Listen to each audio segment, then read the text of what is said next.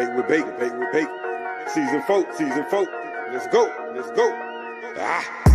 Here we go, Debate with Bake Sports Show. Season 4, live at Mo City Radio. We talking basketball, football, and boxing. You got something to say, man? Jump up in them comments. We just giving opinions, supporting it with proof. Let's look at the stats, cause numbers tell the truth. It ain't no hating, we just debating, interviewing guests so we can learn how they operating. Shout out the prize picks for the daily fantasy. Invest a few dollars, let's do some gambling. C-Bake got the topics and he keep it cracking. Laro got the commentary and he never lacking. Cole with the game, he live from the Big Apple. You know, most serious entertainment made it happen. Another sports show, we live from the Mo. Debate with Bake, season 4, let's go.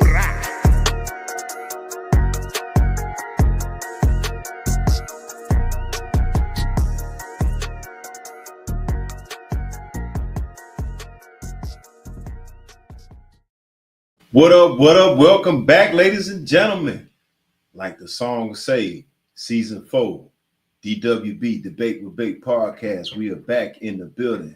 Shout out to Mo Serious Entertainment, man. We are back in effect and we back fully staffed. Thank God we got everybody here. But what's up, everybody? I am Debate with Bake, aka C-Bake, aka Mr. Debate, aka go through New York and crush the building. That's right. We back in here once again. You know I got to throw a jab to the East Coast, man. But speaking of the East Coast, we do have my co-host back from the East Coast, man. He took a little sabbatical, you know what I'm saying? But we back in the building, episode 13, season 4. But speaking of New York, man, since we got all this hype, we got a basketball playoff game tonight with the Knicks versus the Celtics. Series 2-1 in New York. And, we got my man back in the building, man. He took a little break, but he's back now. As you can see, he's fully bearded out. You know what I'm saying? Actually looking to get on this bandwagon tonight with the Knicks. But we talking about none other, ladies and gentlemen, the one that's been missing in action, Mr. New York himself, a.k.a. Mr. Cole. Cole, what's the deal, man? What's good, man? I'm over here chilling, waiting to get this New York victory tonight, man. They blew us out last game. It was expected, but tonight we about to turn things around. So looking forward to that. Okay, all right. So you feel good about tonight, man? You think y'all got it tonight? You think we're gonna talk about it?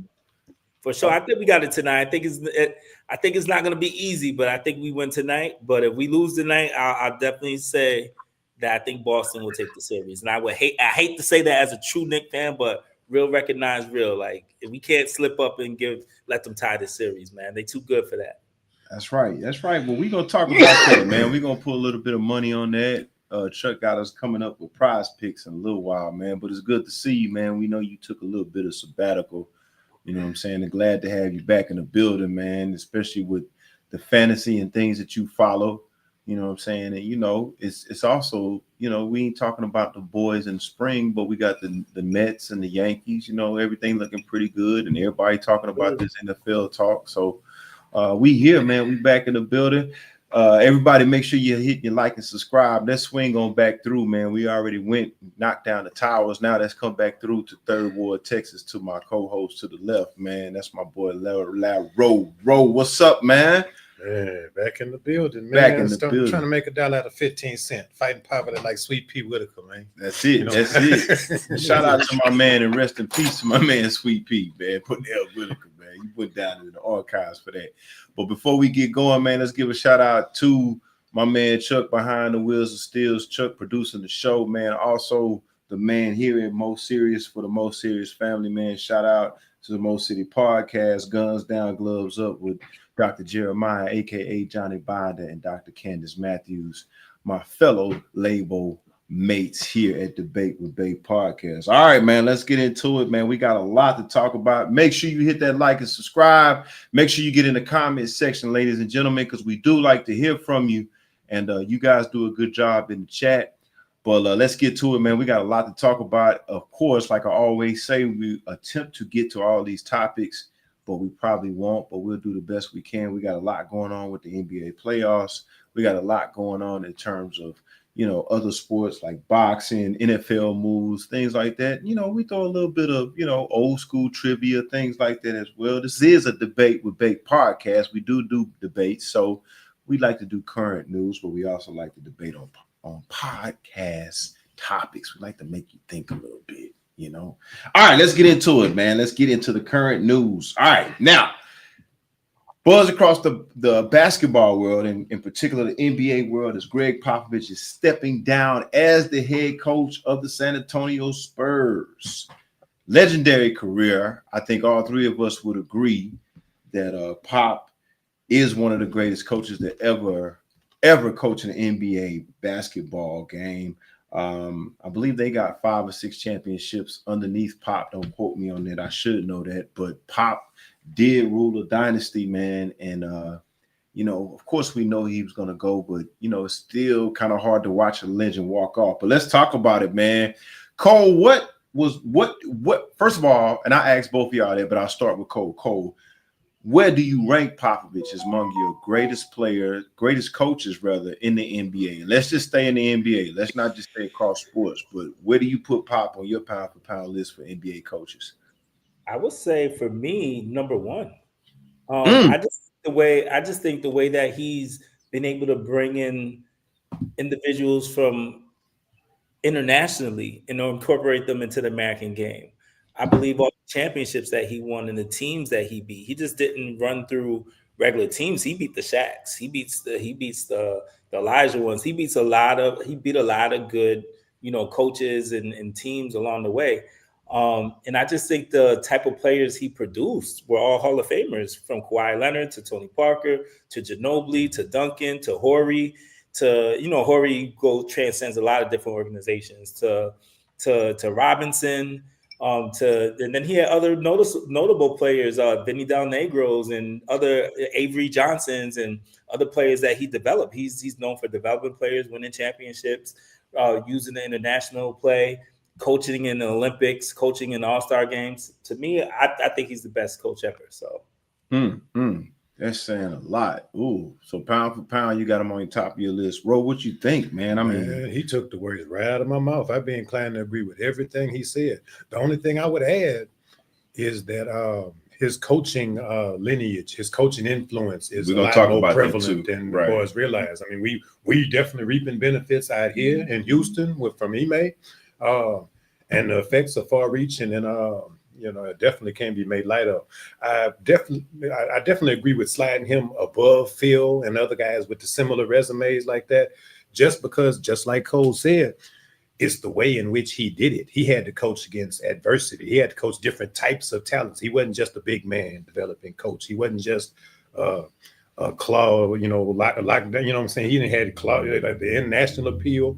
He's got an international, I guess, relatability, where these guys identify with him and he mentors them. And then really, I mean, think about it. That's a small market team. And he's got marquee talent and developed a championship culture that's withstood the test of time. And the only thing slowed him down was health issues. So it's like, I got no problem with it going number one. I even like the social justice things that he does. He takes a stand and gets political. I mean, he stands 10 toes down. I fuck with Pop. Okay, let's do this then. So y'all both agree that y'all will put him at the number one at the list. All right. Now, I'm not necessarily in agreement with that, but I definitely see the case because, and I'll talk about it a little bit more in depth, but I want to start with this. Since y'all say, and I'm pretty sure a lot of people would probably agree with you guys, that he is the number one coach of all time in terms of the NBA. What are some of the things? Because here's the thing. If we make a GOAT list for coaches, being that y'all both said that he's the number one coach in NBA history, what are some of the things that he brings to the table that we can use as a grading list for the greatest coaches of all time? I think both of y'all said something about, in terms of the organization, what they've been able to do. I know for me, and I could be wrong, and y'all can correct me on this, but for one thing, I give Pop, and I don't even know if it's Pop, but I'm going to give him the credit because it might just be San Antonio. We got to give R.C. Slocum and all them credit. Coach, is he the GM? Yeah, but it's kind of like he's he kind of played the role of a GM, but R.C. Slocum and all those guys behind Talking about the football coach? not R.C. Slocum. What's the other guy name? It's a guy in the front office that's been with Pop the entire ride. I can't think of his name. I don't know why I'm saying R.C. Slocum. He quietly does his job. Right. You know? So what would be some of the things that y'all think, being that y'all both agreed that he's the number one coach of all time? What are some of the characteristics that we could put together for our GOAT list? Because if we go through a list and say, you got to have check this, and this, what did Pop do? I think that, for one, I can't recall him really having a rough rebuilding period. It's like once he got the ball rolling, I mean, there were not even necessarily interchangeable pieces, but things fit seamlessly the entire time. And I mean, besides just being a winner, I think that it was the medium we were spoiled with. We were privileged enough to get the experience between the player empowerment era, so to speak, and then the I do what the coach says, and coach mentality and his coaching, his influence is prevalent on down. So I think he was the last kind of Coach K version of military guy. I'm not sure exactly what his background consists of, but he was a stern disciplinarian while still being a very player-friendly coach. So I think that just that speaks volumes of his legacy, his style, the way he goes about it, his lineage. I rock with that. What you got, Cole? What do you think some of the things he did that should be on our GOAT list for NBA coaches? I think that one, he has longevity. I think that when you have longevity with an organization, it just speaks to your work ethic, what you bring, the culture that you bring, and so forth. I think his development of so many stars and MVPs and all-star players and the championships, I think that's something that not every coach can develop that, and not every coach brings that to the table. I think where Lara was talking about, where the social justice issues, he's not only a leader of players, but he's a leader of men. And I think that he steps up and talks about the things that need to be talked about in society. And I think he talks about it with an understanding of what's going on, and an understanding and the respect of his players that really appreciate and play hard for him. I think that he's beaten some of the greatest coaches out there as well. I think to be considered the greatest, you have to beat some of the greatest. And you have to have standout moments within your career to show that, wow, this guy is a really good coach. And I think that he has several standout moments in his career. Yeah, I think y'all both hit the nail on the head in terms of I like what you said, Cole, and Roll was definitely alluding to that. It's like he's a great leader of men. For me, and I'll go ahead and give him credit for this, I think about Popovich from the end of that 90s era, talking about, it might have been Bob Hill with the Spurs with DR and Robinson. Then in comes in Tim Duncan, which comes in under the Popovich regime. So for me, first, I think one of the things you got to have on your list, or what you need to check, is your ability to pick the right superstars to set your organization in place. Right. They got to buy in. Right. I think for whoever, and I want to give Popovich credit for this, they started with Tim Duncan. Even though Robinson was there, I'm not sure if he came in under Popovich, but I'll just say no, because Robinson came out in the 80s. Yeah, Robinson. I'm going to say, first and foremost, they built their organization on a credible superstar. Now, I give credit to Pop and that organization for being able to label Tim Duncan early as the foundation of what you want to build your team around. Because I thought he was good in college, and I thought he was fundamental. Not best power forward. Right. Not arguably would be the best power forward of all time. Right. Their ability, Popovich administration, his ability, his coaching staff to pick out those superstars. Number two, I've never seen anybody in the NBA prior to the San Antonio Spurs know how to build an international culture. Yeah. Somebody on that staff, whether it be scouts, whatever, somebody on that staff figured out a way to go find some of the best hidden talent throughout the world. I don't think we've seen that much international talent come into credit the Spurs with the innovation that kind of started that. You know what I'm saying? And I give the Spurs a lot of credit for that international. Prior to that, yeah, we had a couple of guys. Rest in peace, Drazen Petrovic, Tony Kukoc. The Bulls kind of touched it a little bit, but it was only Tony. But you would get sprinkles here and there. Petrovic, Detlef Schrempf, yeah, we saw a lot Sabonis, of them right? But we never seen a collection back to back. I mean, first of all, Sabonis was a superstar. No disrespect to Portland. Everybody kind of knew who he was. Petrovic was a superstar. But they found Ginobili. Ginobili didn't necessarily have a worldwide fame. They found Tony Parker, even though he's one of the best players in France. Nobody actually forward, and it paved the way for this Wemby thing. Right. Even the whole thing to Wemby, they've been able to find international superstars. Somebody in that organization has been able. So I think the ability to recruit and find players in unusual places. Is it Buddy that used to play 5 for them? Is it Sean Marks? Is that who it is out there? The white boy? I don't know who it is. He's a part of that coaching tree, though. He's a part of it. And we'll talk about that soon. But no, it's another guy.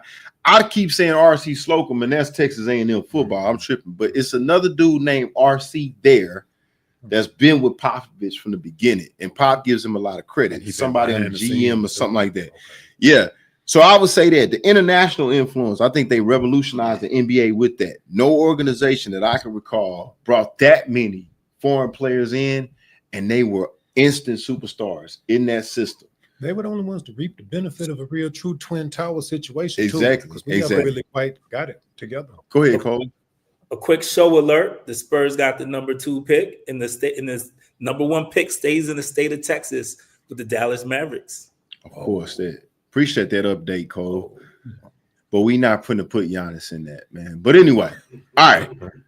So I would say the ability to establish that international culture. If we put that on our coaching list, is whatever coach is starting an organization, they will just say it's recruiting, being able to recruit. Because in the pro game, it's a lot more difficult because now you got the whole world, and the Spurs open that up to now you got to find talent throughout the whole world. It used to be you just get the best in the States. Another thing for me with Popovich is, and this kind of goes to the, man, it kind of goes back to the superstars. Like the great example I'm going to say about this goes back to the superstars like Kawhi Leonard, right? Being able to see somebody like that and what he became. He played at San Diego State, so he wasn't setting the world. Right. He wasn't a top 5 pick. It's like the Spurs kind of pulled him out of nowhere. He's an odd superstar. His collection, his talent set. Right. His skill set for what we know now, and that goes to recruiting of superstars. But it's like their ability as the Spurs and Popovich, their ability to find somebody like that. He's been several types of championship players. As a matter of fact, when you look at his development, exactly. And I give him credit for this.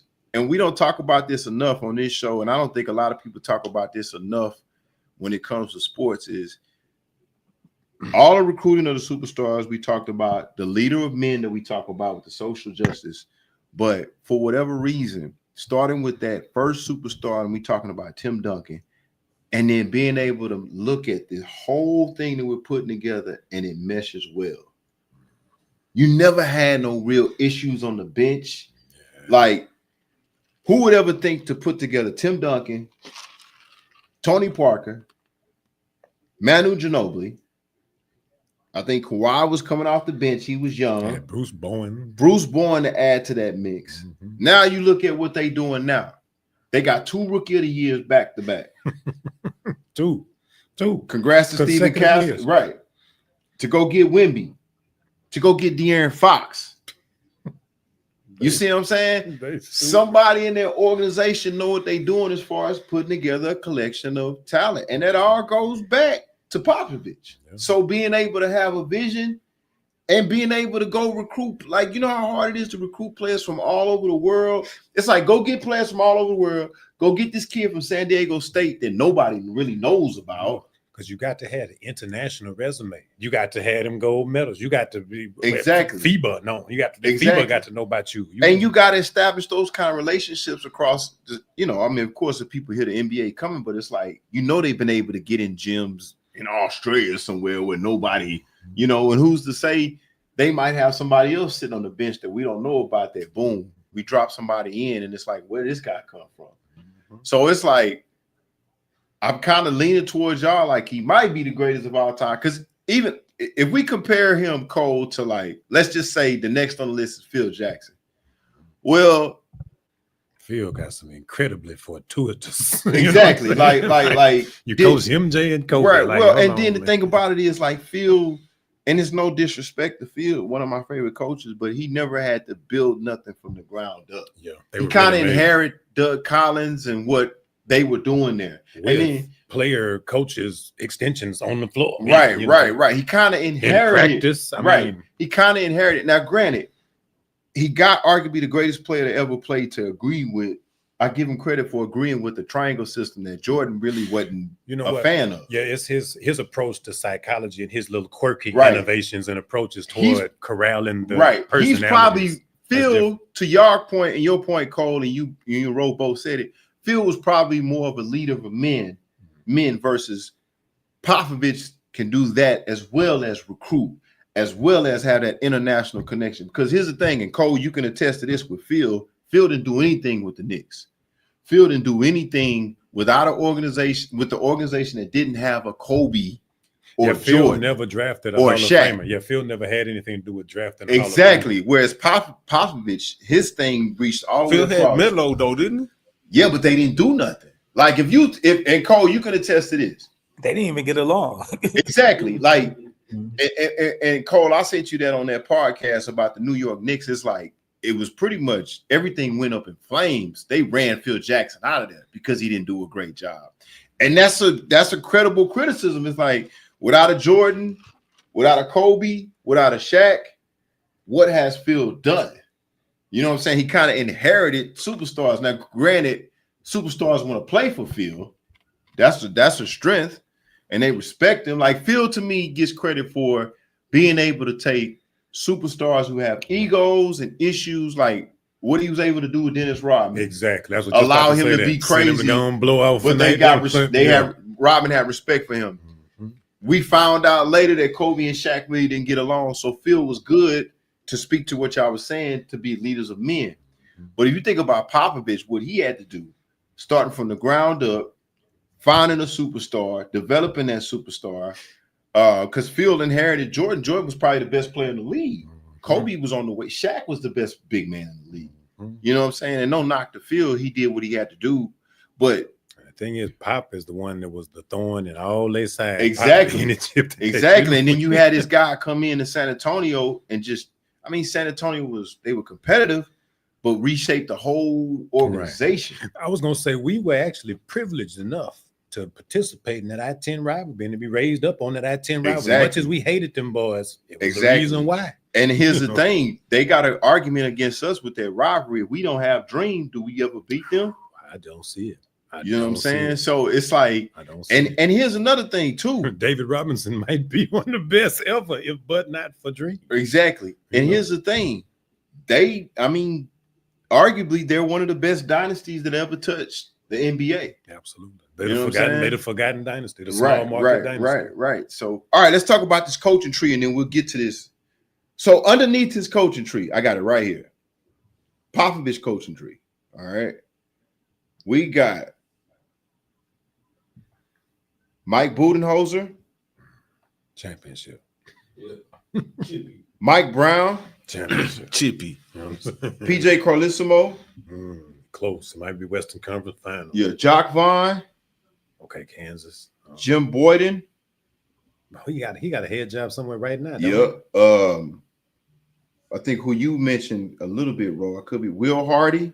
Oh, yeah. Sean Marks, what you were talking about. Yeah, okay.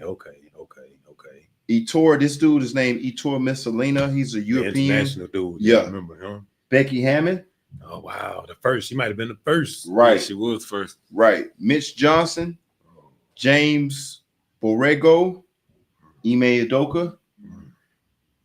Brett Brown, Mike Brown, Joe Prunty, and not to mention Steve Kerr. Ooh. So as a coach and a player, think about that tree.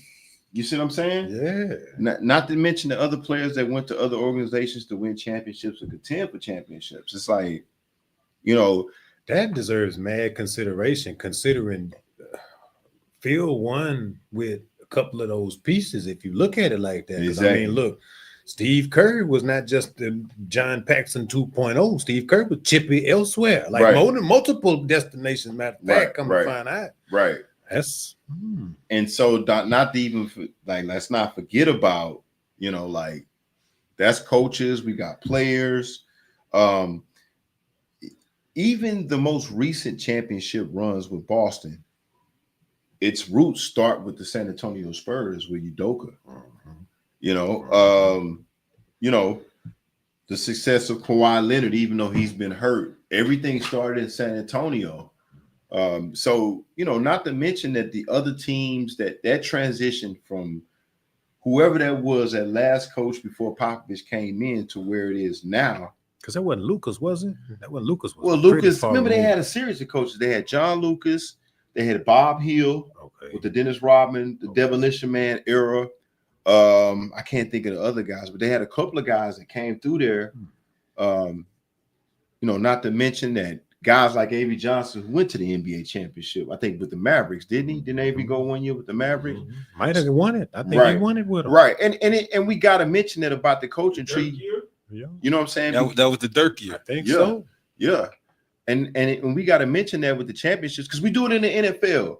We talk about Belichick, his coaching tree. We talk about what's my man used to coach the Cowboys, Bill Parcells. We talk about Bill Walsh.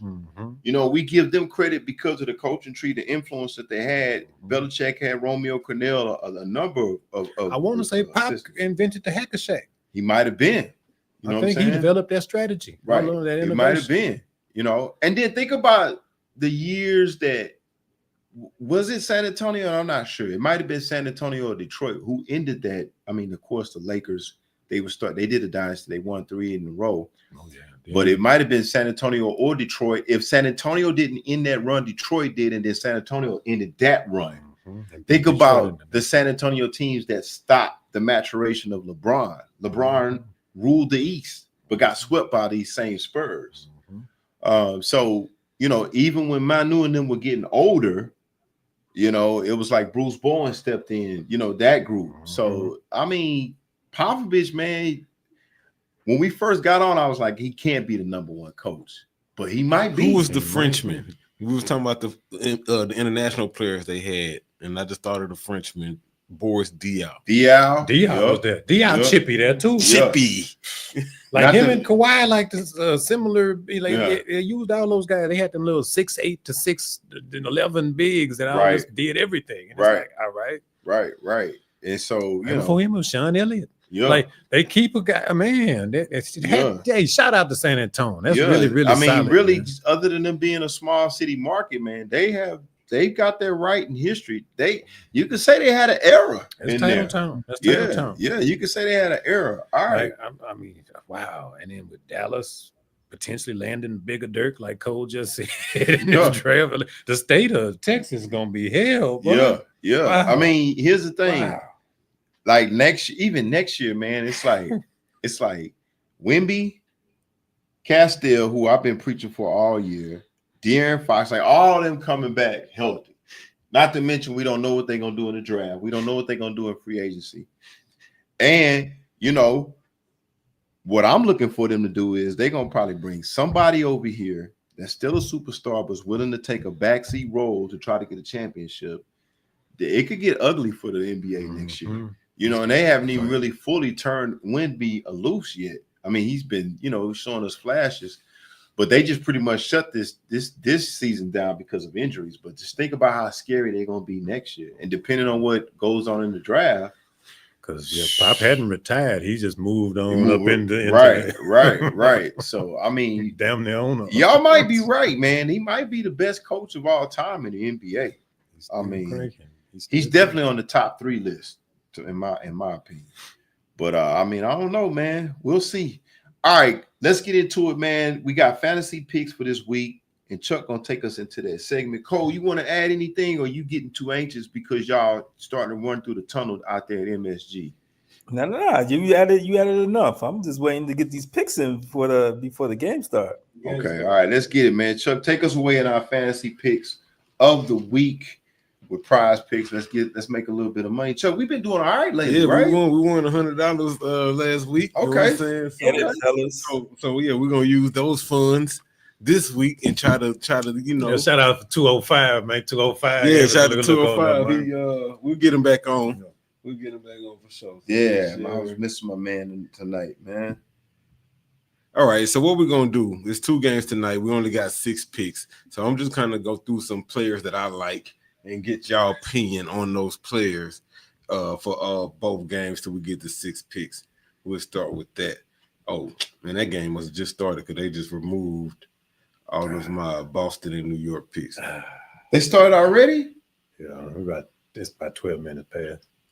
All right, so with that being said, what y'all think Julius Randle gonna do tonight?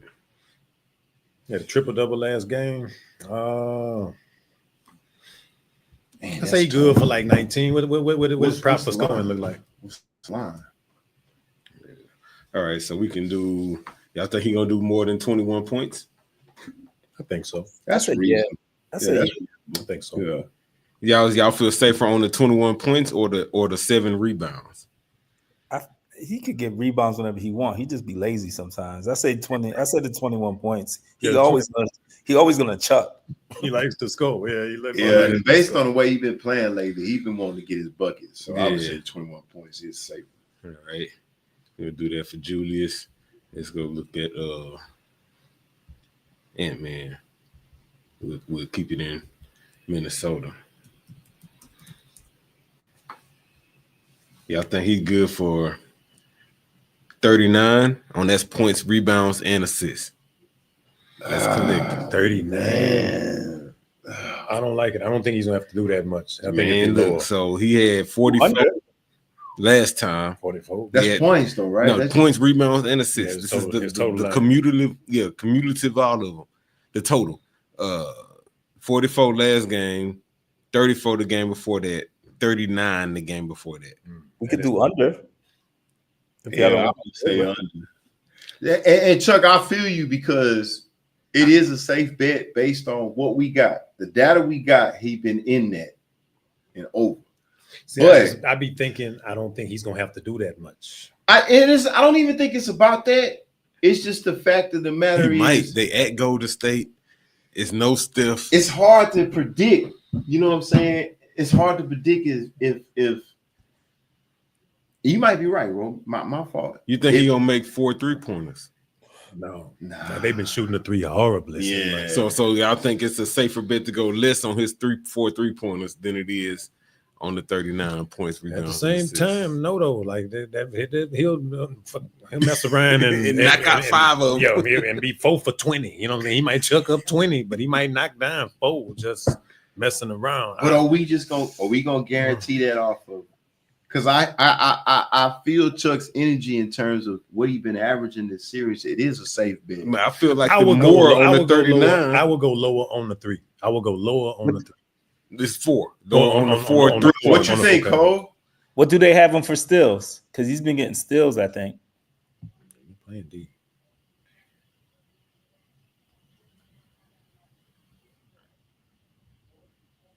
They're not giving me a straight bet. That's too easy. But speaking of what Ro just said, y'all think he gonna shoot more than 10 3-pointers? I'm gonna stay away from that. I'll stay away from that. I'll stay away from that. I would go out on a limb by myself and say, yes, absolutely. That boy will chuck up 10 threes. I mean, but that ain't shots. He's just talking about 3s. Yeah, I'm just talking about attempts. Mm-hmm. Just 3 pointer. You gotta do that. I don't think he has to do that at all. I think he chooses to do that. He shot 14 the last game. Oh, that's 10 threes. That boy be he shot 14 the last game. He be chucking that thing up, and he's streaky. So it'd be. But what has he been averaging for the whole? That's a lot, man. 10 threes. He might be. He's been averaging 9 attempts. Yeah, in the last 5 games.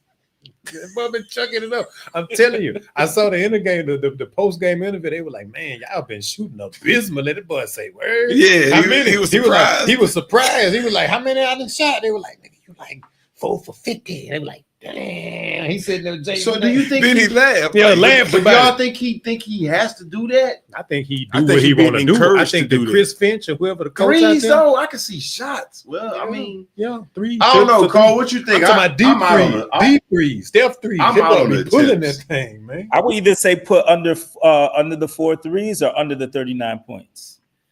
I like that better, I think, because it's like I just don't feel like he's gonna have to do all of that. So that's not 39 points. That's points, rebounds, and assists. No, I know.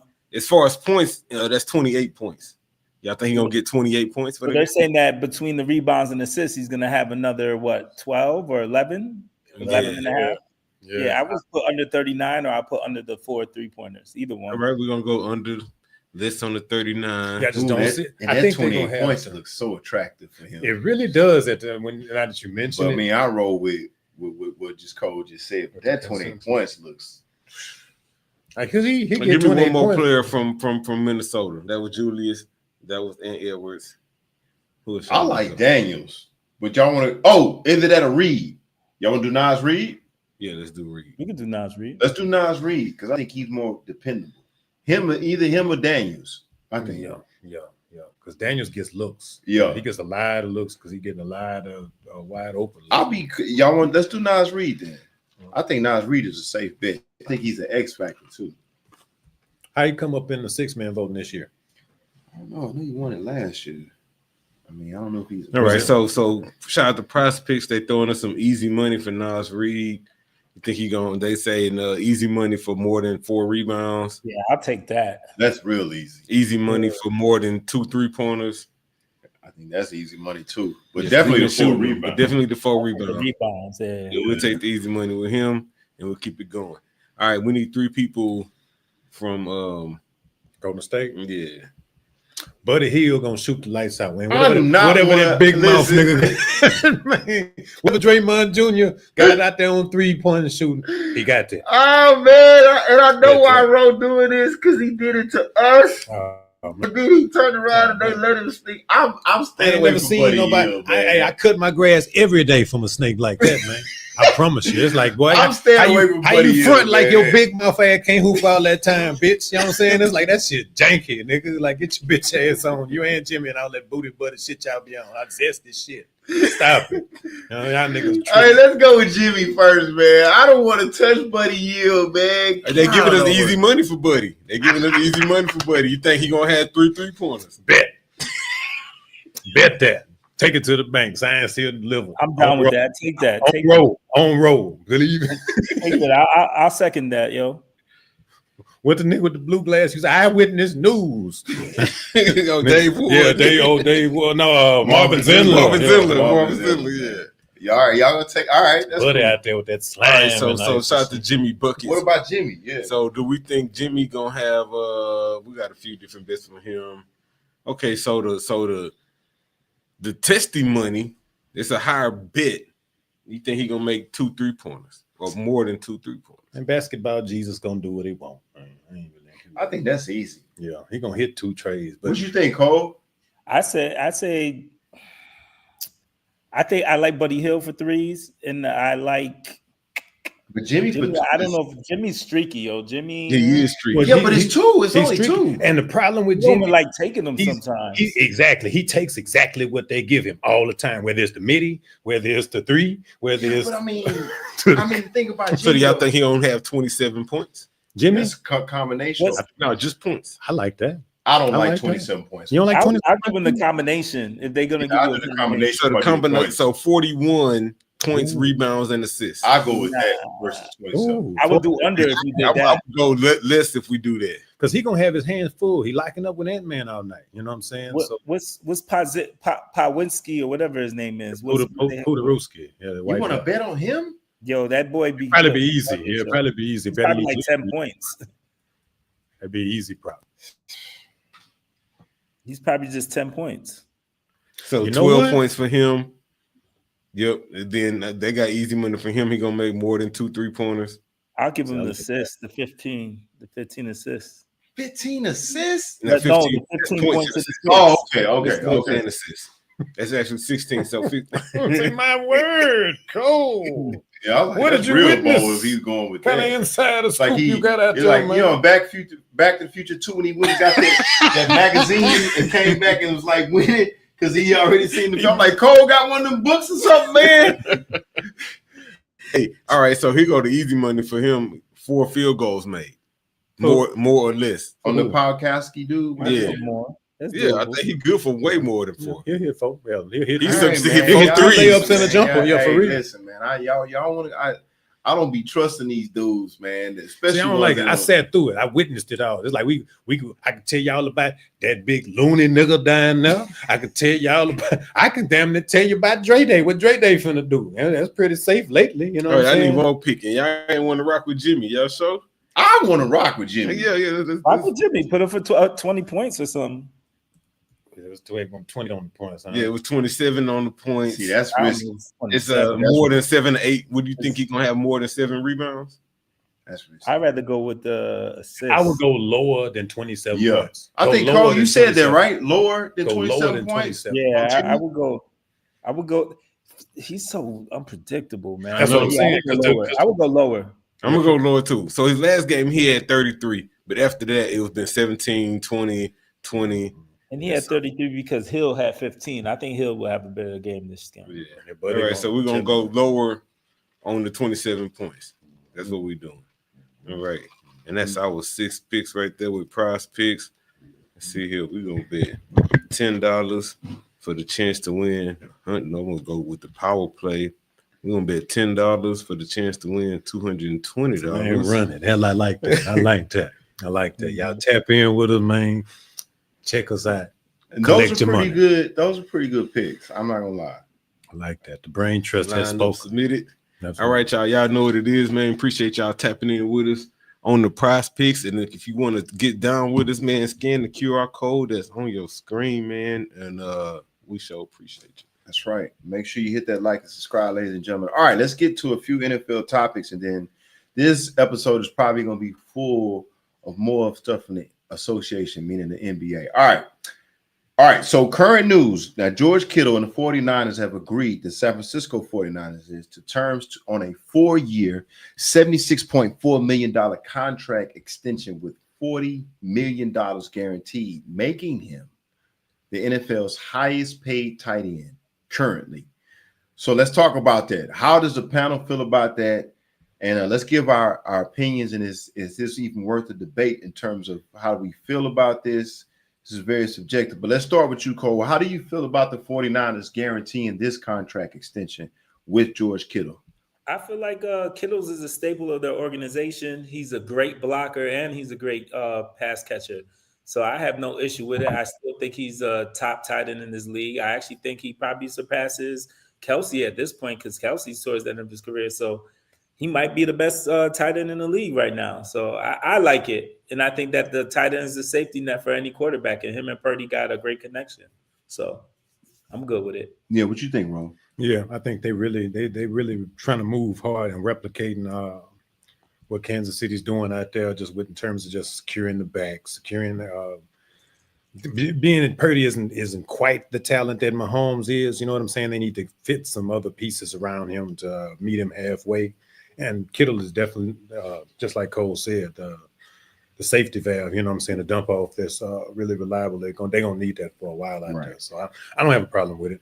I think it's a good signing, a good extension if they're planning on keeping that whole offensive structure.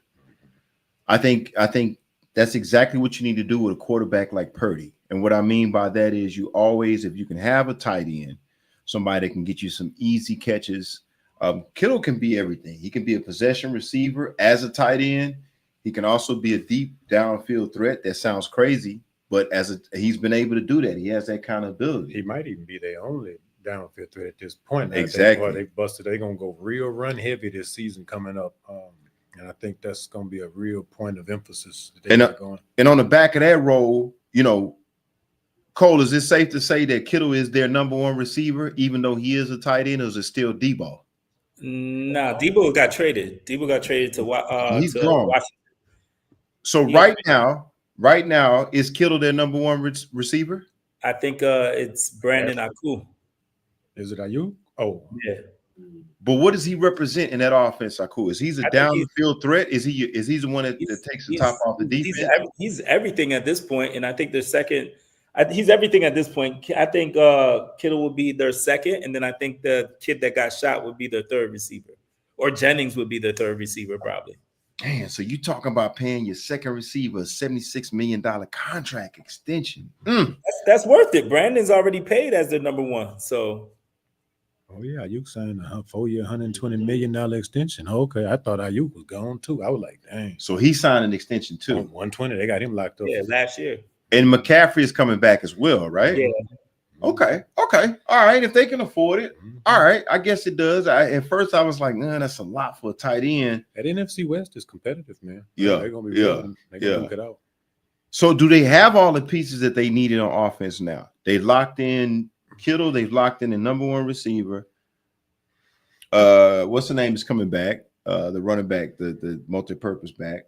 McCaffrey. Yeah, McCaffrey. And that other little diamond in the rough they had when McCaffrey was injured. Was it Mason something? I think he was nasty little running back. Right.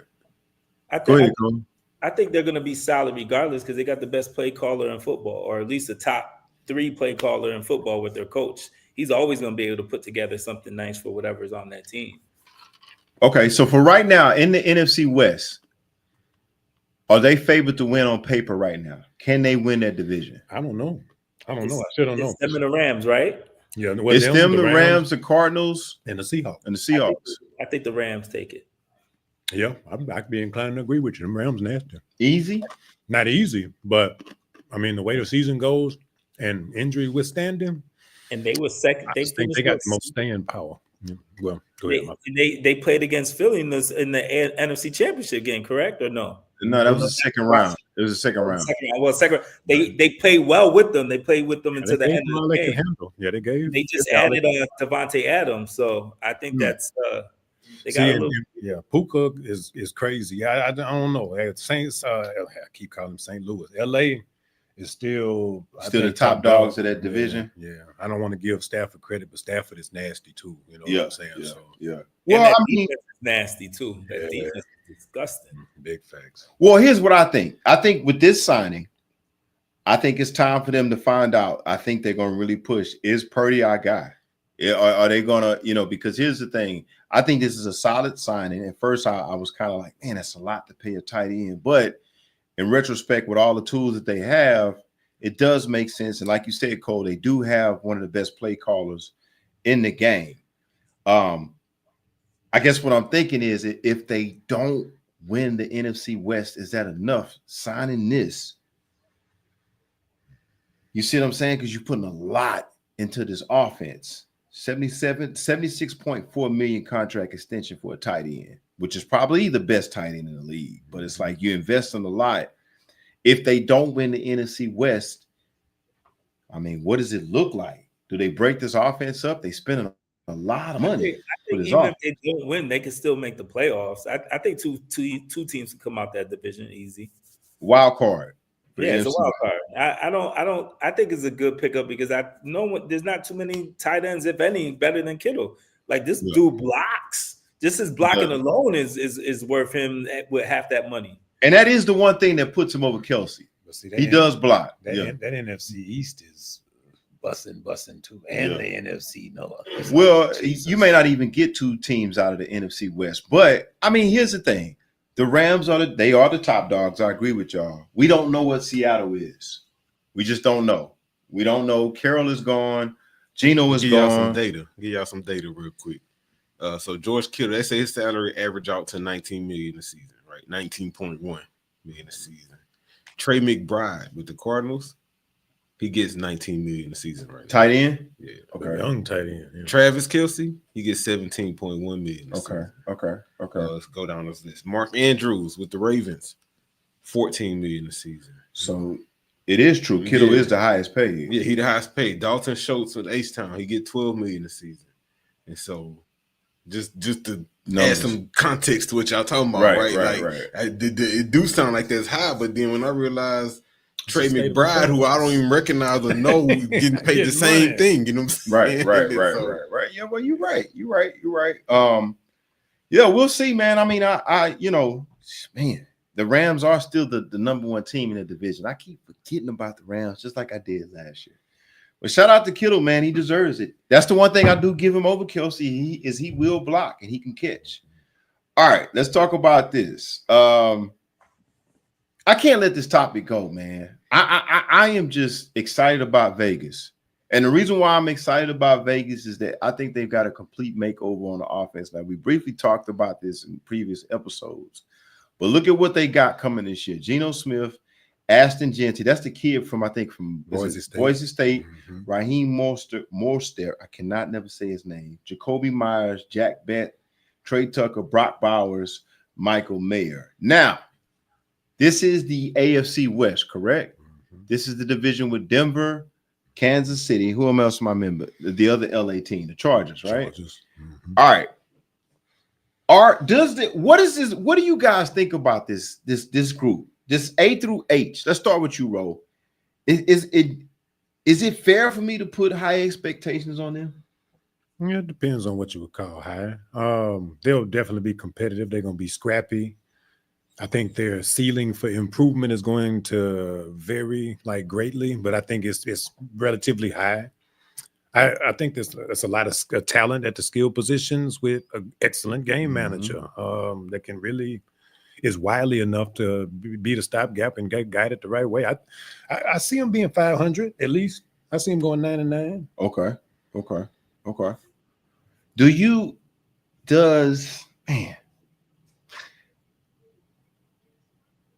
Is that the ceiling you give them? 500. That's the best that you think this group can do. I think so, considering the development in the places like Denver and the other the division rivals, they ain't been just sitting still. Yeah, they ain't been sitting still. So I think it moves the needle. Like I said, I just think the division as a whole is a lot more competitive this year.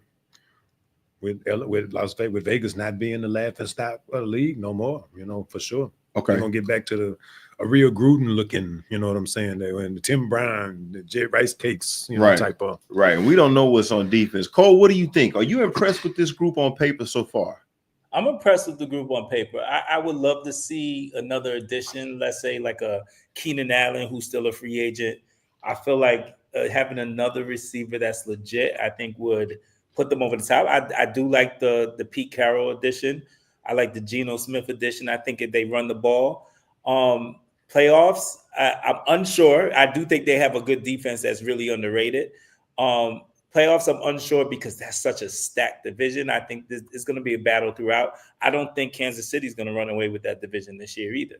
Yeah, it looks like, yeah. Mm-hmm. I think it's going to be a tight division. So, all right, before we move on, I want to turn my attention to this running back, Jeanty. I think this kid has a high ceiling for the pros. When I see him, he's big, he's strong, he's fast, he's athletic. But I think he's more skilled than more people give him credit. As big as he is, I think he has good soft hands. I think he fits the mold of a big, sturdy running back on top of being athletic that they can mount a serviceable running attack. I like this kid. I'm going to be honest with y'all. I might be a little bit biased, but I like what I saw. Even though he's not competing in the SEC, I think the kid is I think they got to steal with this kid. Yeah, it was like, I hate to beat a dead horse, but it's like, I mean, that was the kind of resume you need to see out of Shador tonight to kind of squash some of the, speculation. But yeah, that kid showed up all year. And boys, running back is a position where it's like, I mean, you ain't no faking that shit. It doesn't matter whether you're in the SEC, the Big 12, where we're playing ball at. You've told that rock. And that guy's footwork. And then sharing the backfield with Mostert, I think will be tremendously beneficial for both of them. They're going to be like, what is it, Thunder and Lightning? You know what I'm saying? Yeah, Lindell White. And then who was my other man that was in Tennessee with him? They're gonna give boys fits. So Chris Johnson. Lindell White and Chris Johnson. Yeah. All right. Well, any Pro Bowlers out of this group? Anybody can make the Pro Bowl just out of this group right here, what we see. Possible. Brock Bowers. Yeah, the tight end. Yeah, Brock Geno Smith. Geno. I think Jacoby Myers. He's been underrated the last couple of years. He's been productive every year. Even with Devontae there, he was productive. He was more productive than Devontae. You're right about that. Yeah. All right. Well, I'm excited. I've always been a Pete Carroll fan. I just think, man, Geno Smith under Pete Carroll in a new system. You got to remember, Tommy Brady is in that front office too. Sure so is. It's like, that's a great point. Right. It's impossible not to equate that with winning in some fashion. Right. And that is a competitive division. Denver's on the upward. We don't give the Chargers enough credit because they just don't do enough, but they do make the playoffs. So we'll see. Harbaugh is over there, right? Mm-hmm. Yeah, I think with him, and I always believe in Herbert. So that's going to be a competitive division. I don't see, like you said, Cole, or it might have been you, Ro. I don't see Kansas City running on with it. All right, let's get to 2 NFL throwback topics, and then we'll get to the association. All right. Should Marv Levy, the coach for the 0-4 Super Bowls and the 4 Falls of Buffalo, should Levy be in the Hall of Fame? For the Buffalo Bills? I think so. I think it's no question. Okay, tell us why.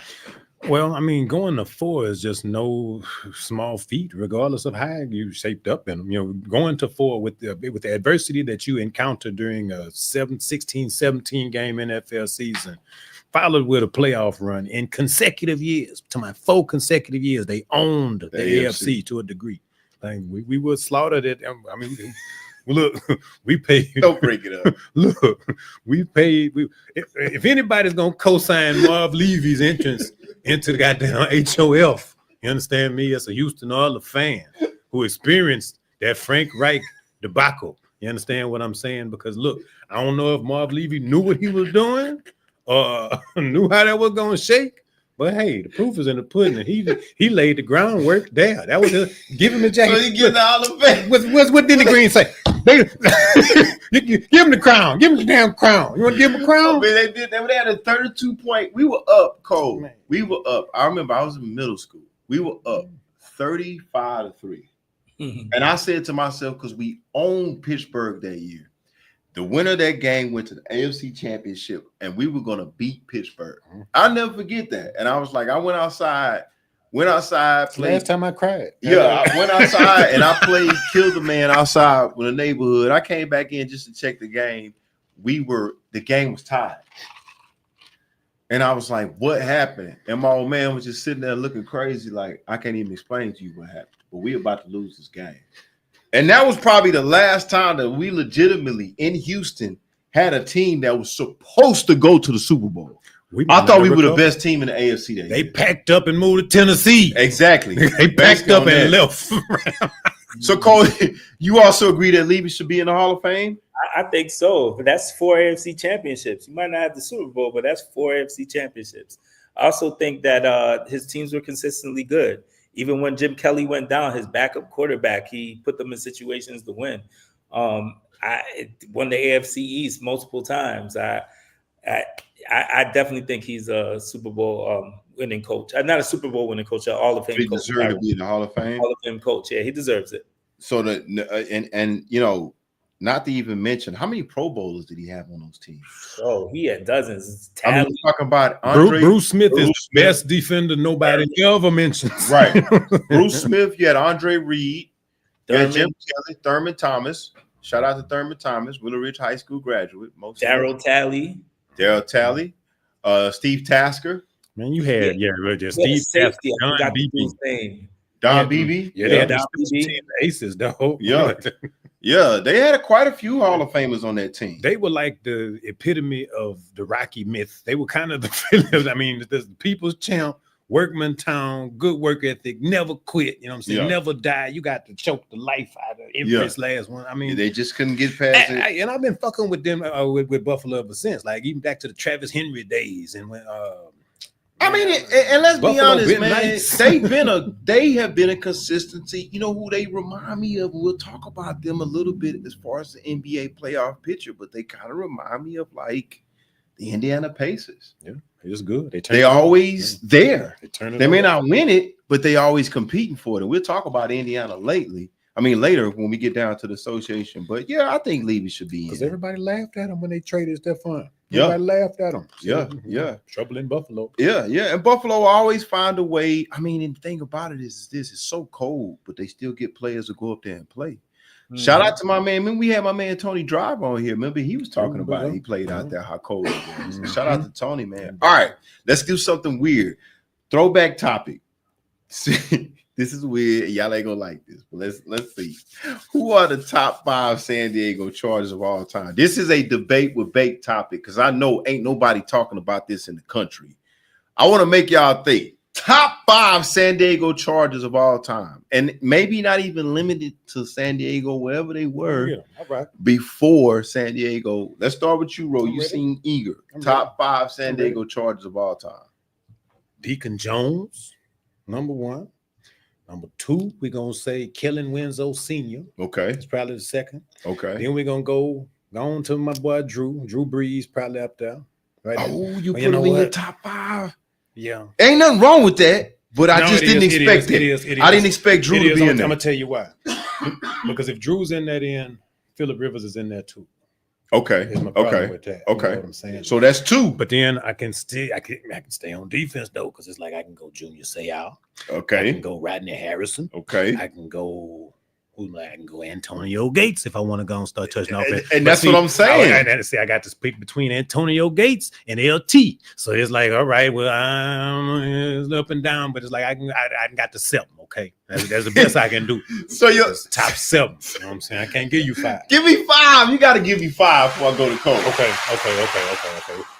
I can help you out. I got a list here. We'll do the restructuring because I guess I can. You don't have to say who's the number 1. Just give me top 5. Because I can take Deacon and Kellen Winslow both off because I didn't witness any of that. That's all old tape and stuff that I saw. But from what I witnessed, I got to throw LT in there. Okay. I got to throw Big Maui from Moana, Big Junior going. I got Antonio Gates. That's 3. He played in the era solid. where it was just incredible. He was underrated. The tight end position was incredible. Yeah, he was underrated. I love the hoop was the guy out there playing. Some ball. That's 3.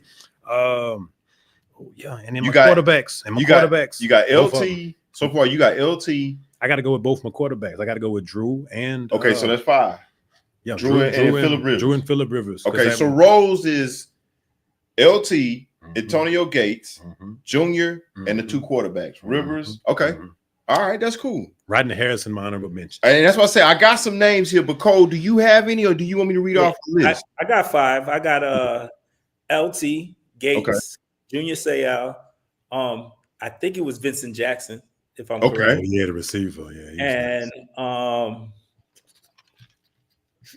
Rivers. Okay. All right. For me, I got my list here. I'm cheating. Even though Rodney Harrison, it was a good one too. And you know what? I was gonna say that, but his numbers are good, but they're not the best. All right, I'm gonna go with LT, Junior Seau, Gates, Dan Fouts. And man, this is hard for me.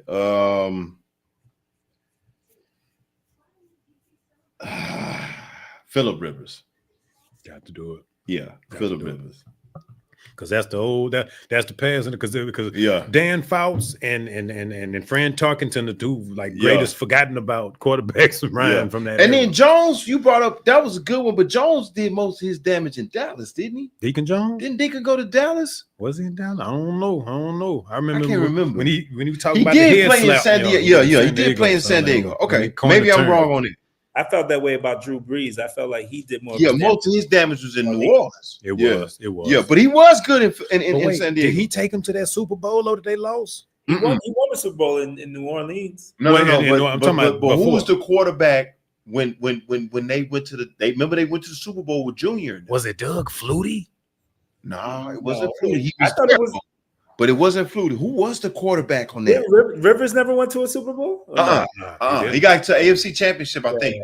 So it might have been. It might have been Drew. Was he the quarterback of that team? It might have been. It might have been. I can't think of nobody else that but because they did go to the Super Bowl. Yeah, and with Junior Seau. Yeah, and Natron Means was the back. Yeah, that's right. I don't think it was Drew Brees, was it? I don't know who that quarterback was. I think it was Flutie, dog. I think it was Doug. It might have been Flutie. I think it was Doug Flutie.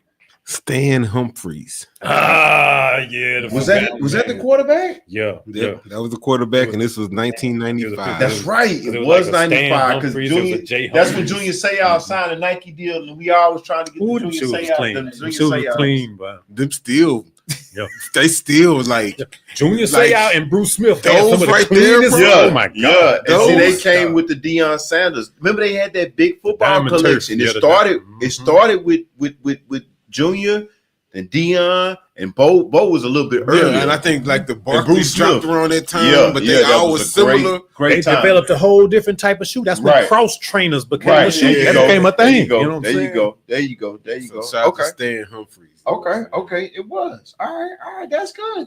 We did pretty good on San Diego. I thought it was gonna be hard. Buzz got that Cali love, man. Buzz right from San Diego. I like that. All right. Let me throw one more bonus question on football. Then we get to. I've been wanting to ask this for the last couple of episodes, and make sure y'all hit the like and subscribe on this, man. DWB, we need your support. But is the 01 Miami Hurricanes the best college football team ever, talent-wise? Chuck, can you pull that team up? I think that was with Shockey. Was Ray on that team? No. It was Ray was before that. That was McGahee. That was Gore. Frank Gore was there. Okay, right. Then they had that stacked defense. I think Dorsey was the quarterback. Because see, they lost the Natty to Maurice Claret and them. Ohio State. Yeah, they lost to Ohio State. But that team, talent-wise, Ken Dorsey, Sean T was on that team. Jeremy Shockey, Philip Buchanan. Yep. Oh man, they had Jonathan Vilma.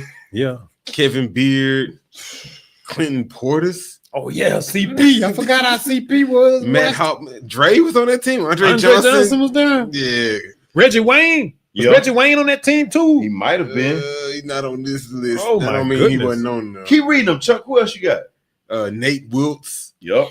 James Davis. Was Ed Reed back there? Was Ed Reed and Trey roll out? He might have been. I need to find the whole list. Oh my gosh. Because if it was Sean T and Ed Reed back there playing safety, I think so. And I think was Ray there? Nah, Ray wasn't there. Ray played with Warren Sapp a long time before, I think. And Mike Irvin, I remember Irvin on the team. Here we go. Chuck got it. Ken Dorsey, Derek Critter, Brian McKinney was on that team. Davenport. Najee Davenport. That nigga shit in the bitch closet. I never forget that, bro. Willis McGahee. Frank Gore, Jared Payton, Kyle Cobia, Frank Bayless, Andre Johnson, Daryl Jones, Ethnic Sands, Kevin Beard, Jason Geethers. Was Santana Moss down? Kellen Winslow. Jr. Yeah, they had him and Shaq on the team. Yeah, Robert Williams. Yep, Robert Williams. Let's see here. Brian McKinney. Todd Severs. Matt Walters. Vince Wilfork. Yes, he Big was. Yes, he was. Yes, he was. He played 20 years. Dang. So is that? Do y'all think that's the best? Yeah, Ed Reed was on that team. Eddie Reed was on that team. Ed Reed was on that team. Ed Reed, Maurice Sykes. How many Hall of Famers is that? A bunch of them. Bro. You feel me? Like, man. So is that the best team? I would probably have to say, yeah. I mean, the only other teams that were just as exciting would probably be like the USCs when they had the Reggie Bushes and the Liner and the Liddell Whites and all that. They were pretty talented. They were pretty. Yeah. But at the same time, some of the Alabama teams were deep too. Some of them Alabama teams. So here go a cool stat about that team. The 01 team, right? Yeah. 41 players played in the NFL from that team. It's 53 on the roster, right? Yeah. 41 played in the NFL. 17 of them was first round picks. 2 Hall of Famers. Yeah. There's a lot of them. Is anybody doing better than that? Wait a minute. It's got to be more coming because that's like Eddie and Ed Reed and Dre. And I know it's more than that on that list. Like it's got to be. Boys, either ain't hung them up or. I mean, Vilma could have been but see, Vilma got caught up in the scandal. The well, that was later though. That was in New Orleans. Yeah. That wasn't in Miami at all. Yeah. Yeah, man, them boys were. Hey, and that was right after they hit the mean probation from them cocaine cowboy days. So it's like this was their first time getting back goals. That Butch Davis was the coach or somebody. Like them new Canes was something else. That was that new Cane. You dig? That was that new Cane out there. Them boys were live. Cause think about it. No, think about it. Cause then like the Dolphins wasn't doing shit. It was like Ricky Williams out there playing around. And a lot of these guys. They talk about this on the youth special on ESPN. They were better than the Dolphins. They were more famous than the Dolphins. You feel me? So I mean, that's wild, like, man. That's some fame. That I liken it to UNLV when Larry Johnson and Greg Anthony and them, or one of them Kentucky teams that had like AD and the whole squad. You know, them niggas don't go to class. Don't nobody go to class. Go to school. You in the club every night. And that was in the Catholics versus Cons era too. Them and Notre Dame. I think, you know what I'm saying? Yeah, they might be the best. There was some matchups. All right, before we get to the association and the playoff picture, Cole, give me a game check. What quarter are we in? What's the score? Who's winning of the Knicks? 46-35 in the second quarter. Boston is up. They hitting a lot of threes. And OG, I think, has a pulled hamstring. And it ain't looking good for the whole team, Cole. Let's do a sponsor for you go to this. All right, let's do that. Yep.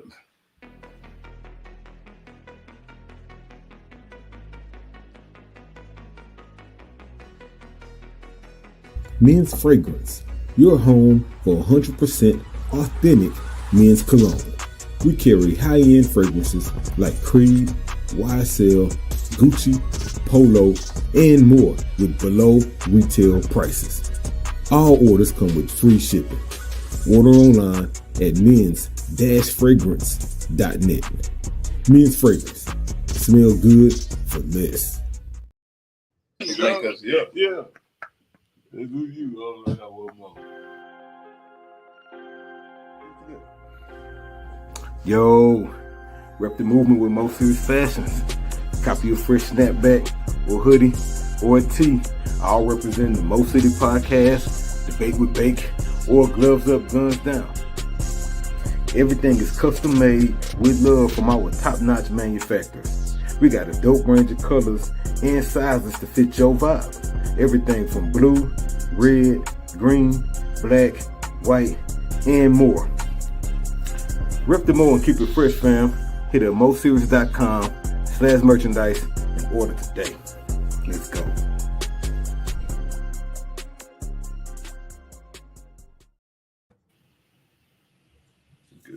All right, welcome back, ladies and gentlemen. Welcome back. We just took us a small sponsor break. Make sure you hit that like and subscribe. Support Debate with Bake podcast. You can also go on moserious.com to just look at the merchandise that we just showed you. Go get you a fresh snapback sweater, sweater, even though it is the summertime, but you can also get you a tank top, get you a t-shirt. Support moserious.com, Debate with Bake, gun downs, gloves up. We got all kind of merch on that website. All right, make sure you hit that like and subscribe. Let's get into it. Let's get into the association, that be the NBA, ladies and gentlemen. Let's talk about the playoff picture. Now, there's a lot that we could talk about. There's so much going on, but in particular, I just want to go with the panel. Let's talk about whatever you guys want to talk about. So far, so good. And you can pick any series, or if you want to pick, more than one series you want to talk about. You want to talk about players or anything. Let's just open it up to the panel. Who's impressed you? Who's disappointed you? Whatever it is, let's talk about it. Let's talk about what you want to talk about as far as the playoffs. And ladies and gentlemen, you can also put your questions in the chat if you want us to talk about something about the NBA playoffs. But there's a lot of villains and heroes, I think, in these playoffs. But let's start with you, Cole. What do you want to talk about as far as this NBA playoffs right now in this second round? I want to talk about the Pacers. I actually think that they came together at the right time in the season. Regardless of whoever wins this series, I think the Pacers have a shot at beating the Knicks or Boston, and I think they'll finish off the Cavs the next game they play. I just like the way Rick Carlisle coaches that team. I think that they have a mix of good young talent that can defend, a bunch of good shooters. I just think they match up well with a lot of different teams, and they're my pick to possibly upset in the East Boston's chance of coming out if the Knicks can't do it. So, all right, let's talk about that. That's a great topic. In fact, me and Ro were just talking about that this past weekend at my son's birthday party. I want to add to that, Cole, and maybe we can dissect this a little bit. But they have been, I told Ro this over the weekend, they have been good for the last couple of years. mm-hmm. They're not the flashy, they're not Boston, they're not the big city market, so they don't get the coverage, they don't get the media coverage. But they have done a solid job on top of what you're saying, Carlisle's coaching, which I think he should always be in a conversation of a coach of the year. He probably won't win because he's in a small market. But let's look at what they've been doing. They have consistently made the second round of the playoffs, and they've been competitive every year in the Eastern Conference, talking about the regular season. They have found a way to get guys that other teams have written off. In particular, I want to talk about this guy. He doesn't get enough credit to me, but I want to see what you guys think as far as the panel, and Chuck, make sure you can add to this too if you want. But the Nesmith kid, and I think Boston got rid of him, and I thought that was a mistake. Now, Boston had enough in the stable to cover that, and shout out to the Celtics for that. But I think that kid is one of the best kept secrets in the NBA playoffs right now. They find guys like that.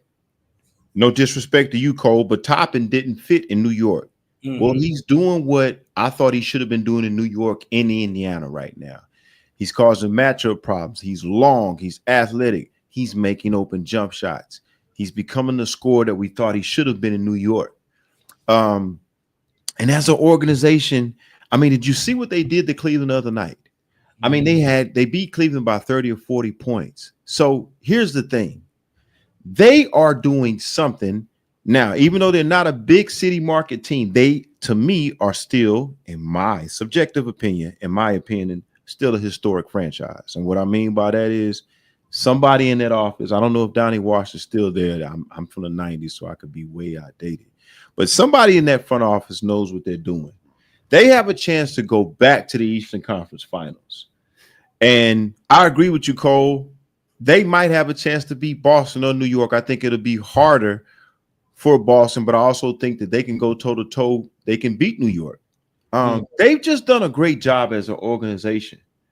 And I'm not even sure. I've been hard on Halliburton, but they find a way. He's found a way to answer the call. Is he a superstar?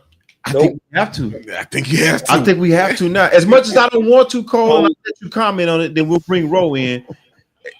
And Cole, I'm almost there with you. Olympic gold. But he's doing something. I don't like the way it looks.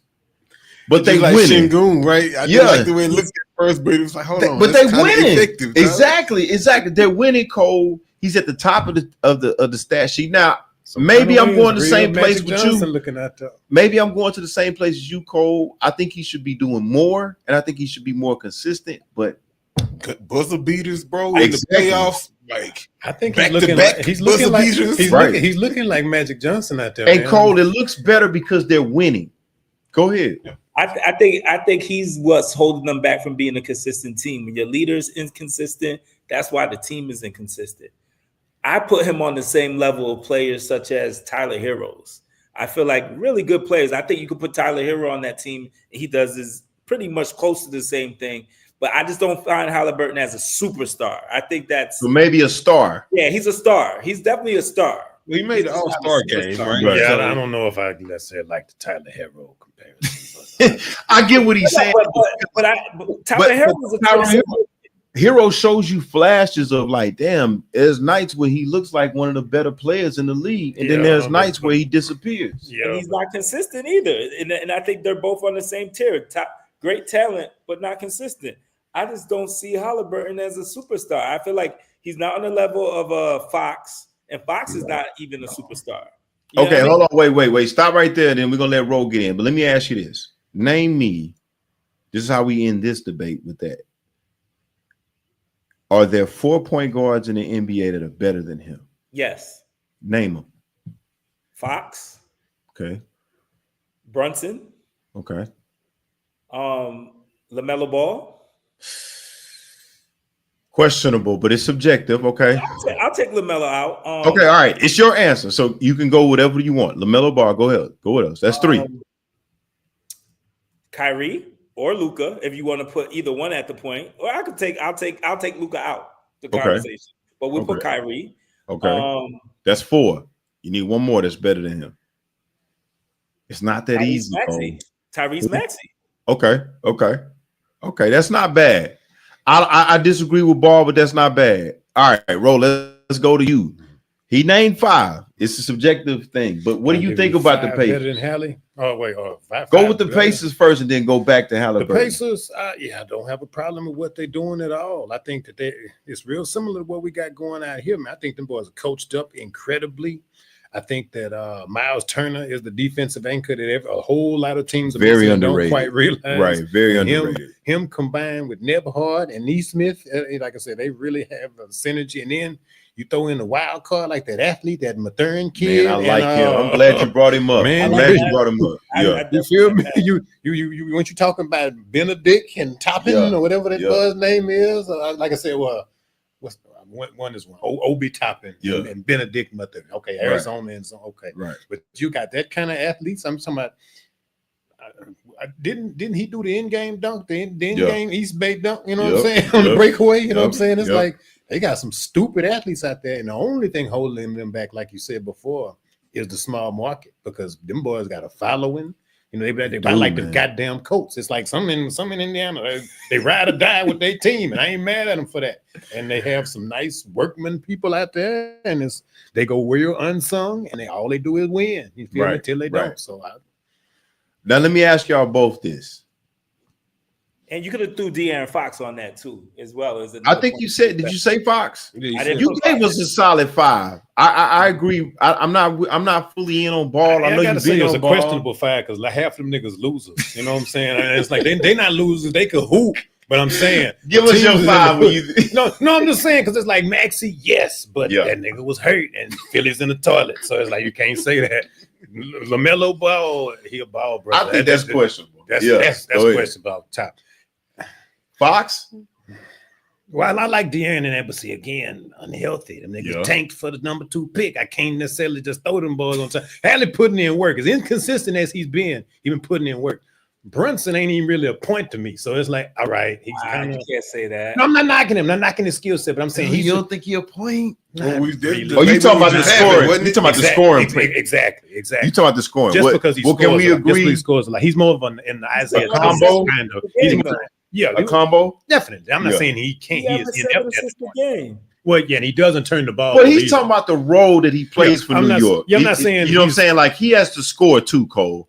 He's saying he's got point guard skills, and he does play the point. He does set people up, but he is asked to do more. He is asked to like score. He and Kyrie are like hybridized versions of themselves. So it's like, yes, they can play point, but that's the least of what they bring to the table, in my opinion. If they need to score, they can score. So it's like, I'd agree with you for those guys, but like I said, the rest of them, it's like, nah. So I want to ask you a question. I want to ask you a question. Is he better than Derek White? Is Halliburton better than Derek White? I think so. Well, you know what? For performance sake, though, I don't know. That's Derek White is effective than them all. Yeah, but here's why I say. He's hella efficient. Elmer Fudd be wrecking. Here's Dig. Shout out to Derek White, man. My bad. But everybody, that's the elephant in the room. Come on, man. Y'all should just hit like and subscribe just for that comment. Y'all don't come for me, man. I be here all week. Y'all ain't heard that on any other podcast when it comes to NBA. Y'all have not heard that comparison anywhere. We should get likes and subscribes. Y'all should be subscribing to our channel just for that comparison. He wrong for that. He is known for that. I'm hunting knickerbockers. Wascowee knickerbockers. I mean, shit. Hey, look. But look. Shout out to Derek White, man. Shout out to Derek White. Hey, ever since he cut the hair, you know what I'm saying? Look. Oh, yeah, the hair was crazy. Listen. Y'all leave my man alone, man. He's still a millionaire. Lord have mercy, Elmer Fudd. I never thought of that. But look, let me ask you this. Don't make no mistakes. But you know what though, Cole? I do think he's better than him. Man, You think Halliburton is better than Derek White? I think he has to be. For the role he got to play for Indiana versus the role that White got to play for Boston. But no, well, I mean, only because there's Drew. Okay. Holiday. If you put Derek White, can you ask him to do the same thing? If they trade, if you put White in that position for the Pacers, the role that I can't see it. Okay, because the skill set is different. Yeah, I can't now, quite see now it. that's why I say it's not that easy. Now, skill for skill. Yeah, for what Boston needs out of their point guard in that particular system. And I don't even consider White a point guard. He's more of a playmaker, shooter, slasher to me. He's kind of like him. He's like Ron Harper was, you know what I'm saying, or something like that. That's probably a good comparison. But Cole, you think White is better than Halliburton? I think he has more intangibles too. Way better defender, way better shooter. But Cole, to your point, and you're right, to your point, is that because of effort? Because if Halliburton was, to your point earlier, if Halliburton was more consistent, you're right about that. I can give you that. White might be better because on a consistent basis, his effort is better on a daily, a nightly thing. But if you just look at skill for skill, is he better?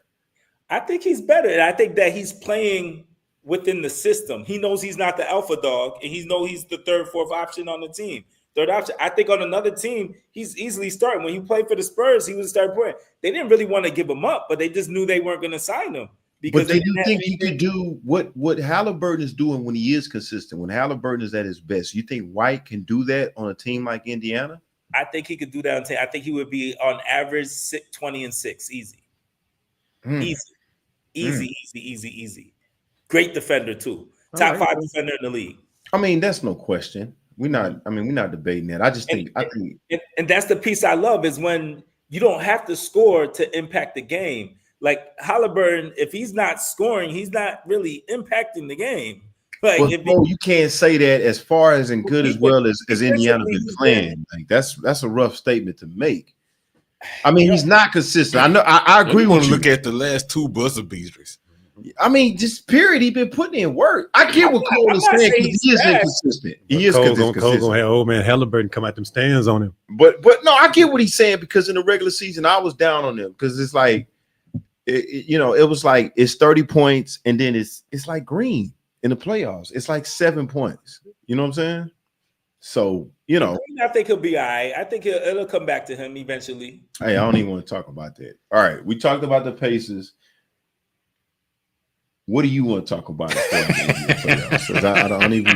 I'm very emotional. We're gonna talk about whatever you want to bring up. About the best series that nobody's talking about, man. Yeah, go ahead. We're gonna talk about that Joker and Shy showdown. I'm glad you brought that. That's a wonderful series right now. I'm glad you brought that up for basketball fans and people alike. Period. That's the best series that no one is talking about. I've seen masterful performances on both sides of the ball. It's unfortunate for OKC because as great as they are still the ceiling for them to improve is still very high. Great point. I see them getting better by the day, which might not be enough this year, but it's the league is still on notice. The Western Conference is a thing of beauty right now. So do you think that's the best series right now in the second round, hands down? I think so. It's the most competitive, I'd say. It's the most competitive because outside of that, it's been some thumpings, and I don't really dig that. You know what I'm saying? It's the playoffs. They're supposed to stop, man. The 12th man's supposed to get out there and burn. Right. And I'm glad you brought this series up. Let's get into it deeper. Let's talk about this because this is a great series. I like what I'm seeing. I'm seeing scoring.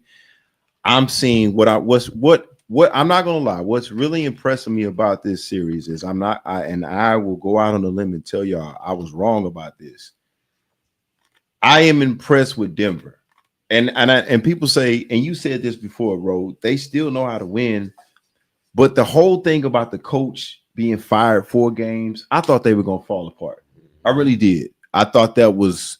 I thought we were witnessing an organization tearing itself apart from the inside. I thought that was crazy that they would even allow that. With that being said, I thought that OKC would run them out of the building because of the youth. And I thought Denver was a lot older. but they're not. That damn Joker has really cemented himself. Exactly. And he's and I don't know about y'all, and y'all tell me about this. It's like, and I could be over exaggerating this. I mean, I don't know, but it just seems like he's being more vocal, and I see them following him as lead. Now, not to mention, you said this the other day, and I thought it was a great point. We got to start giving Aaron Gordon his credit. Yeah, man. Yeah, man. He is playing, and he, I think with him, a lot of the criticism has been warranted because, like Cole said about Halliburton, one of the things he used to struggle with was consistency. But to me, he's growing up in this series. I mean, I think with him and Porter has stepped up. I think Russ is doing what Russ does, just energy off the bench. But for me, Joker gonna do what he does.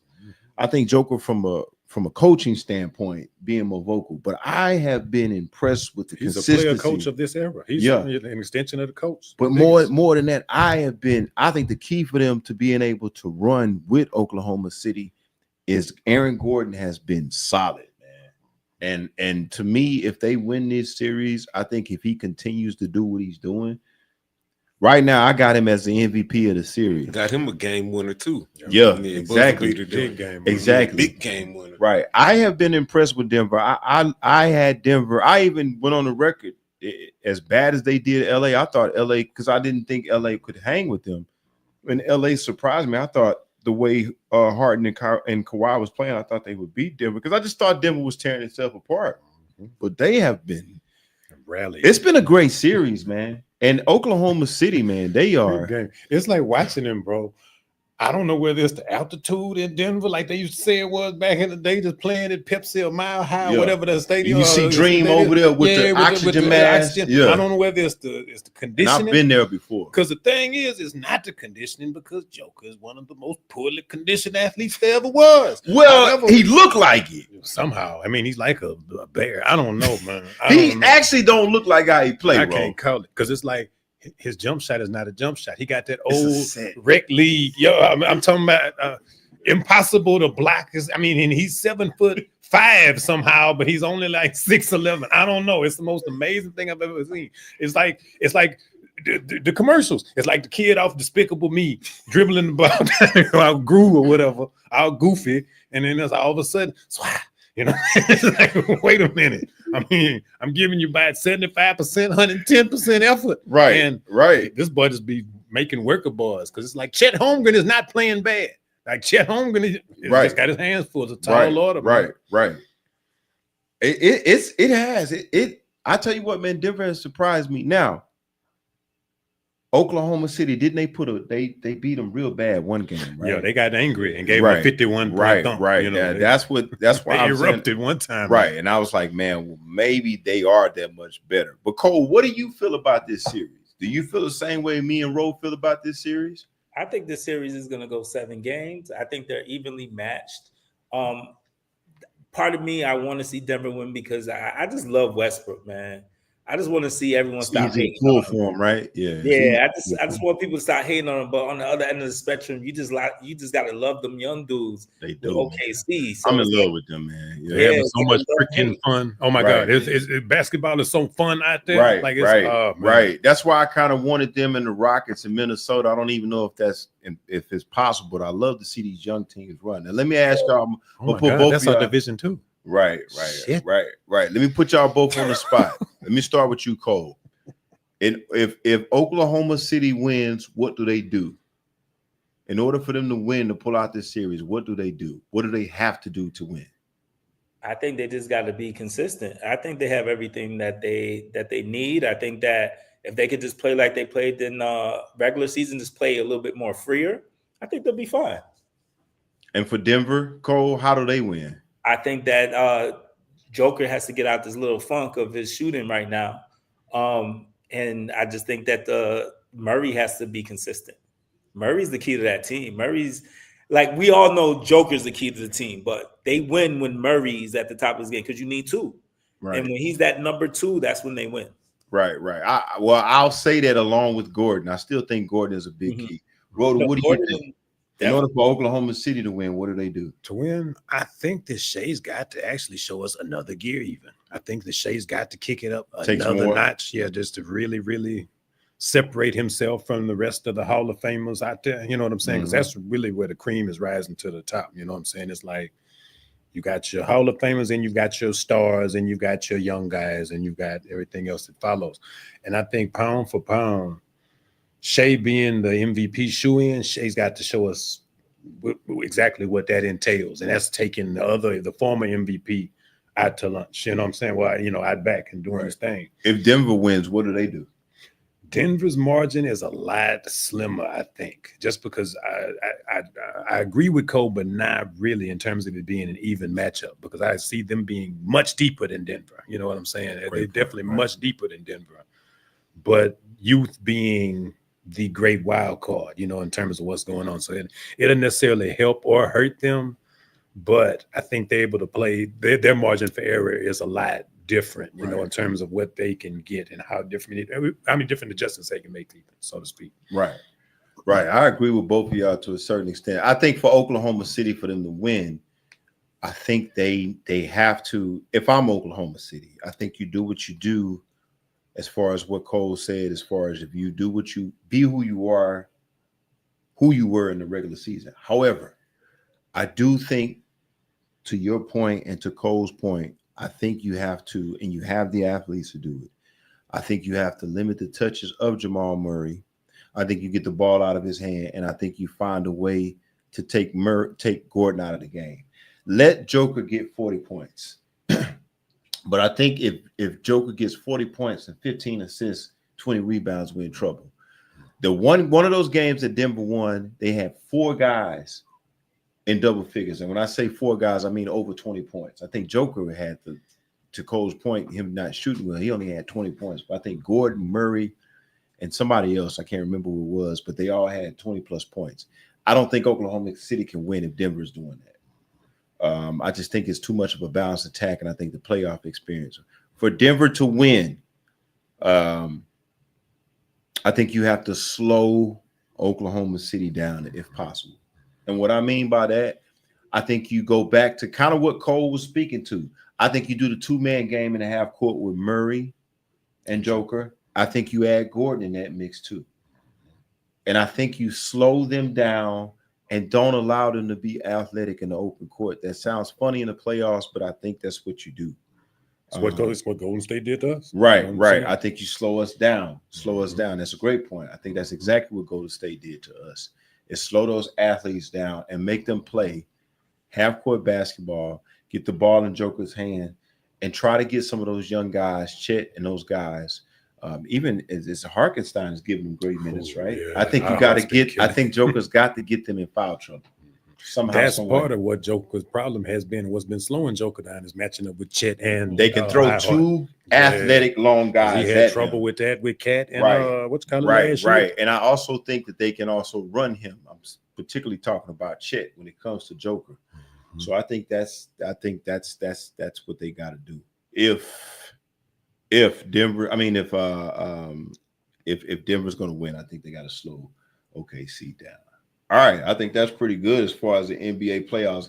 Let me ask y'all. Let me say this one thing about the playoffs real quick. Go ahead. I just want to tell the people in the great city of LA that the collapse that they witnessed James Harden do was something we've been familiar with. We used to. We've been familiar with it. So I'm watching it. I'm like, yeah, look at this. This boy got 3 points in the whole. And let's talk about that. Did you hear about that stat? You brought that up. The stat is like, my man got like 55 playoff games with 4 field goals made. Or fewer. In like the fourth quarter, like it's bad. Or fewer. Like I'm talking about for the game. For his whole line. 4 field goals.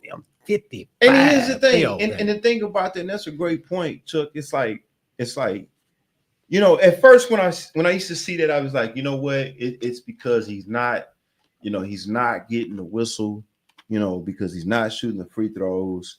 But again, here we are again in LA, and maybe he has a little bit more of an excuse because of age now. I don't know, but it's the same thing.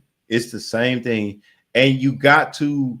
Again, it goes back to what I said about him, man. I just don't think you can build your team around him being the number 1 or number 2 superstar, because I don't know if he's not he does not. His game does not translate to the playoffs.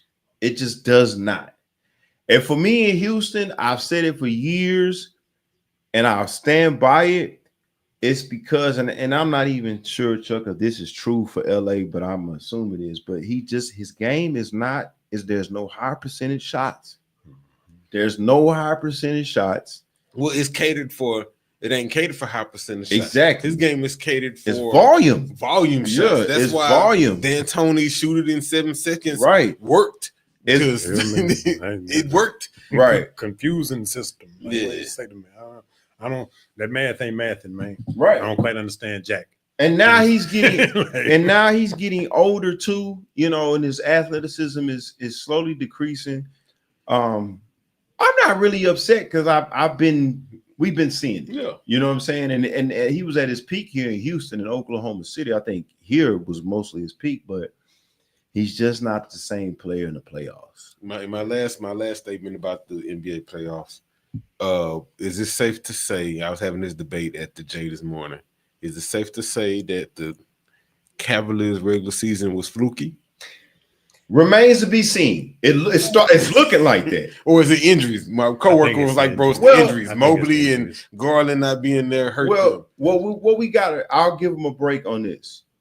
What we got to give them in Oklahoma City, if they run into the same thing, which I don't think, they look better than what Cleveland looks like, Oklahoma City.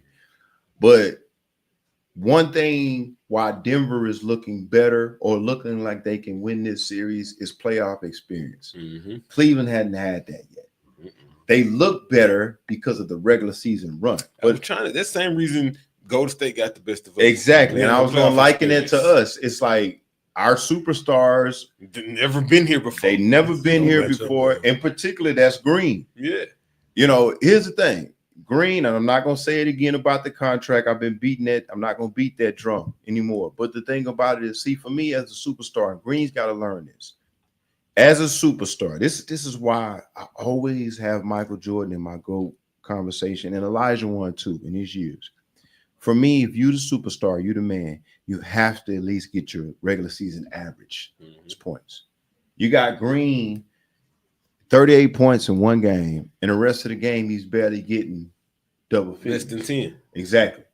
So, again, yes, it's experience, man, and Cleveland, as good as they've been, they're still a young team fairly. They look a little bit better because they do have an established superstar in Mitchell. But again, a lot of those guys are not playoff tested. They just not. And they got to learn how. See, the playoffs is a totally different game. It's execution. It's adjustments. And you riding your horses. And that's the thing. If your horses don't show up, your team is in trouble. You compromise. Yeah. Los Angeles Clippers, Houston Rockets, you know, and you generally need 2 or 3.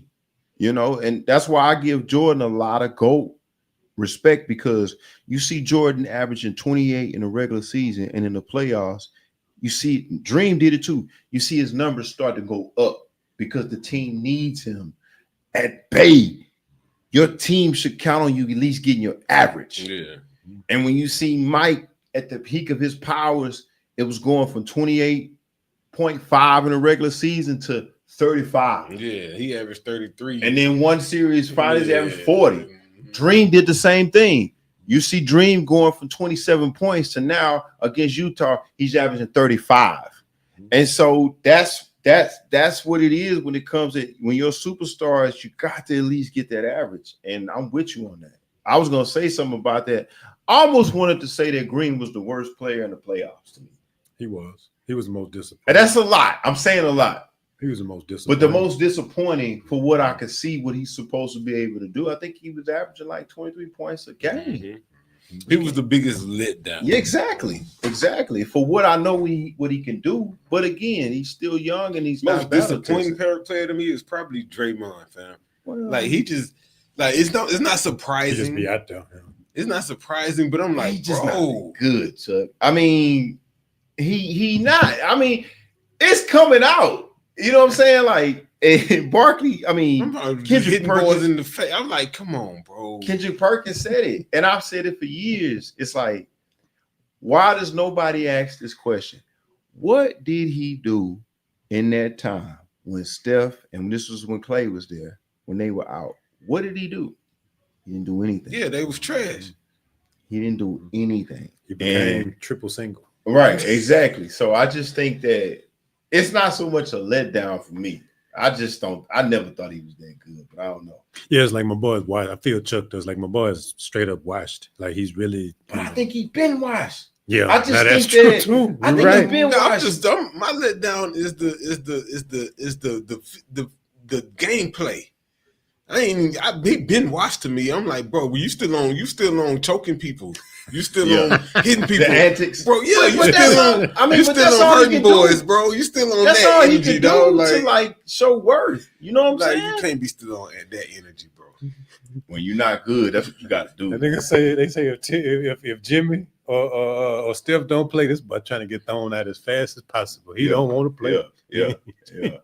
Cole, give me a game check, man. Score. The Knicks are down by 11 at halftime, 62-51, something like that. All right. That's wild. All right, let's do one more question and then we'll get out of here. We'll get out of here, man. I think we did pretty good.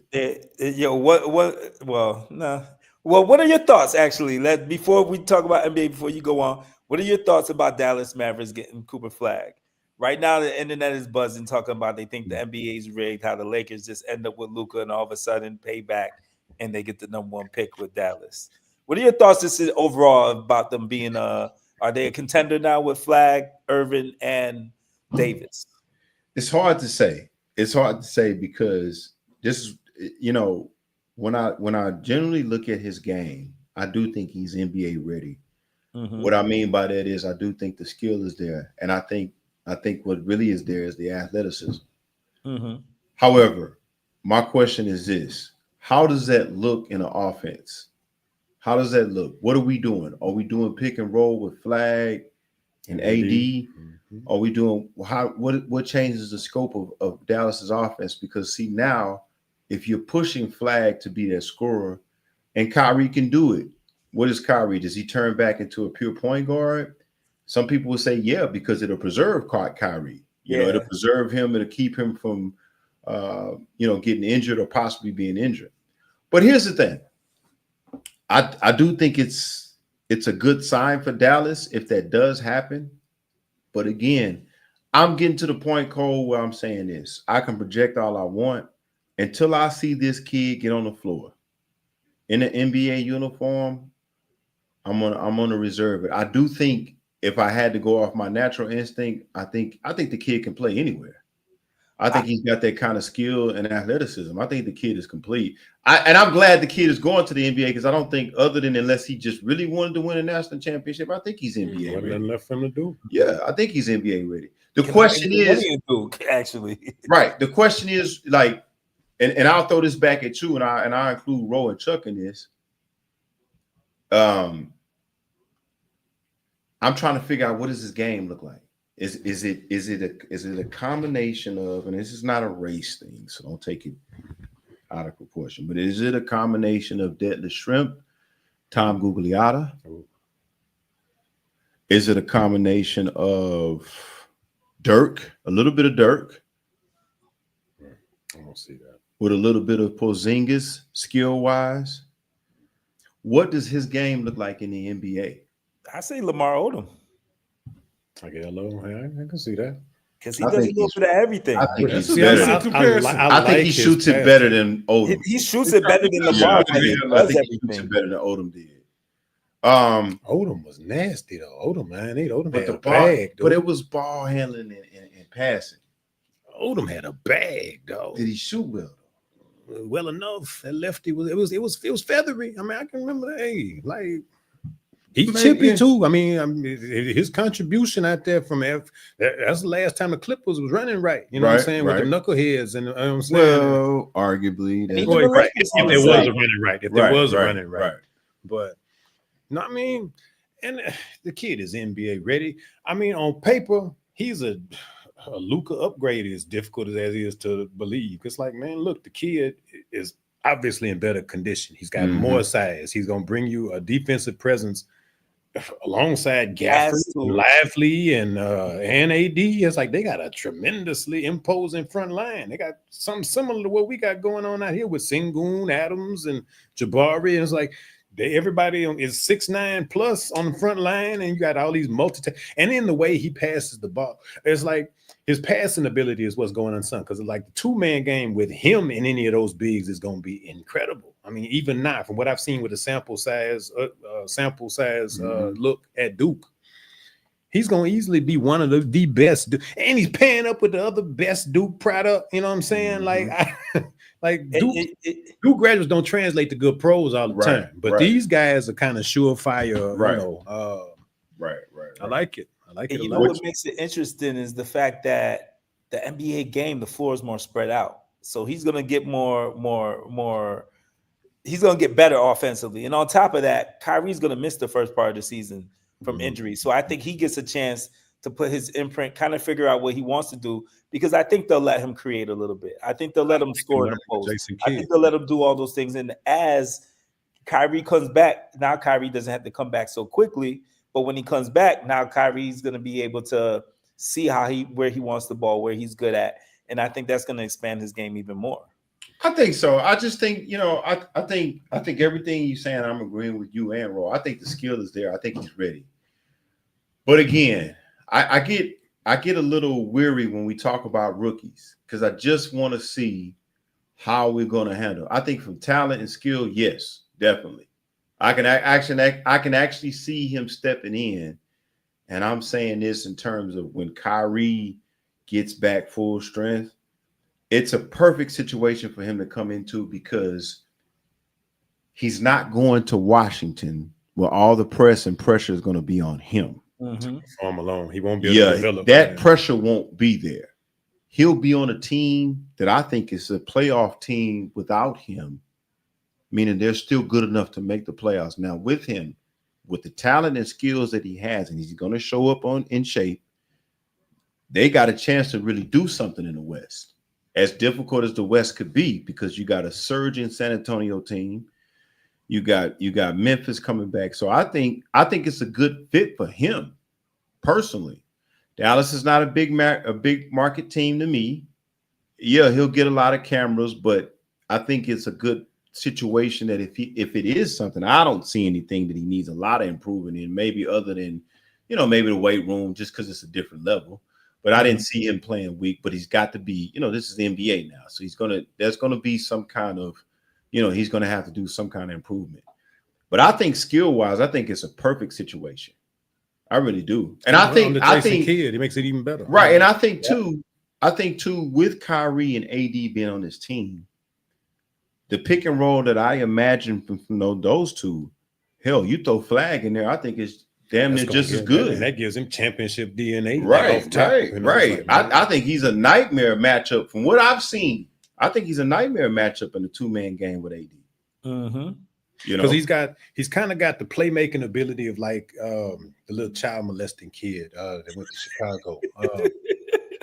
Y'all know what I'm talking about? What's the kid's name? Y'all know exactly what I'm talking about. Y'all don't play me like that. Giddy.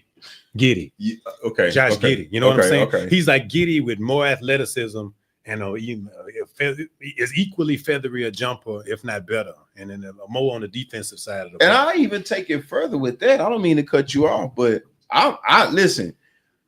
I think the kid is a grade of 3.0 of. Remember the kid that came out of Gonzaga that had to die? Morrison. Adam Morrison. Yeah. Adam Morrison. I think he's stronger athletic, just as skilled, 6'9". I think he's a Bird. He can shoot like Bird, but I think he has. That's why I threw in Googly Otter. Yeah, he got some dog. I threw in Deadly Shrimp.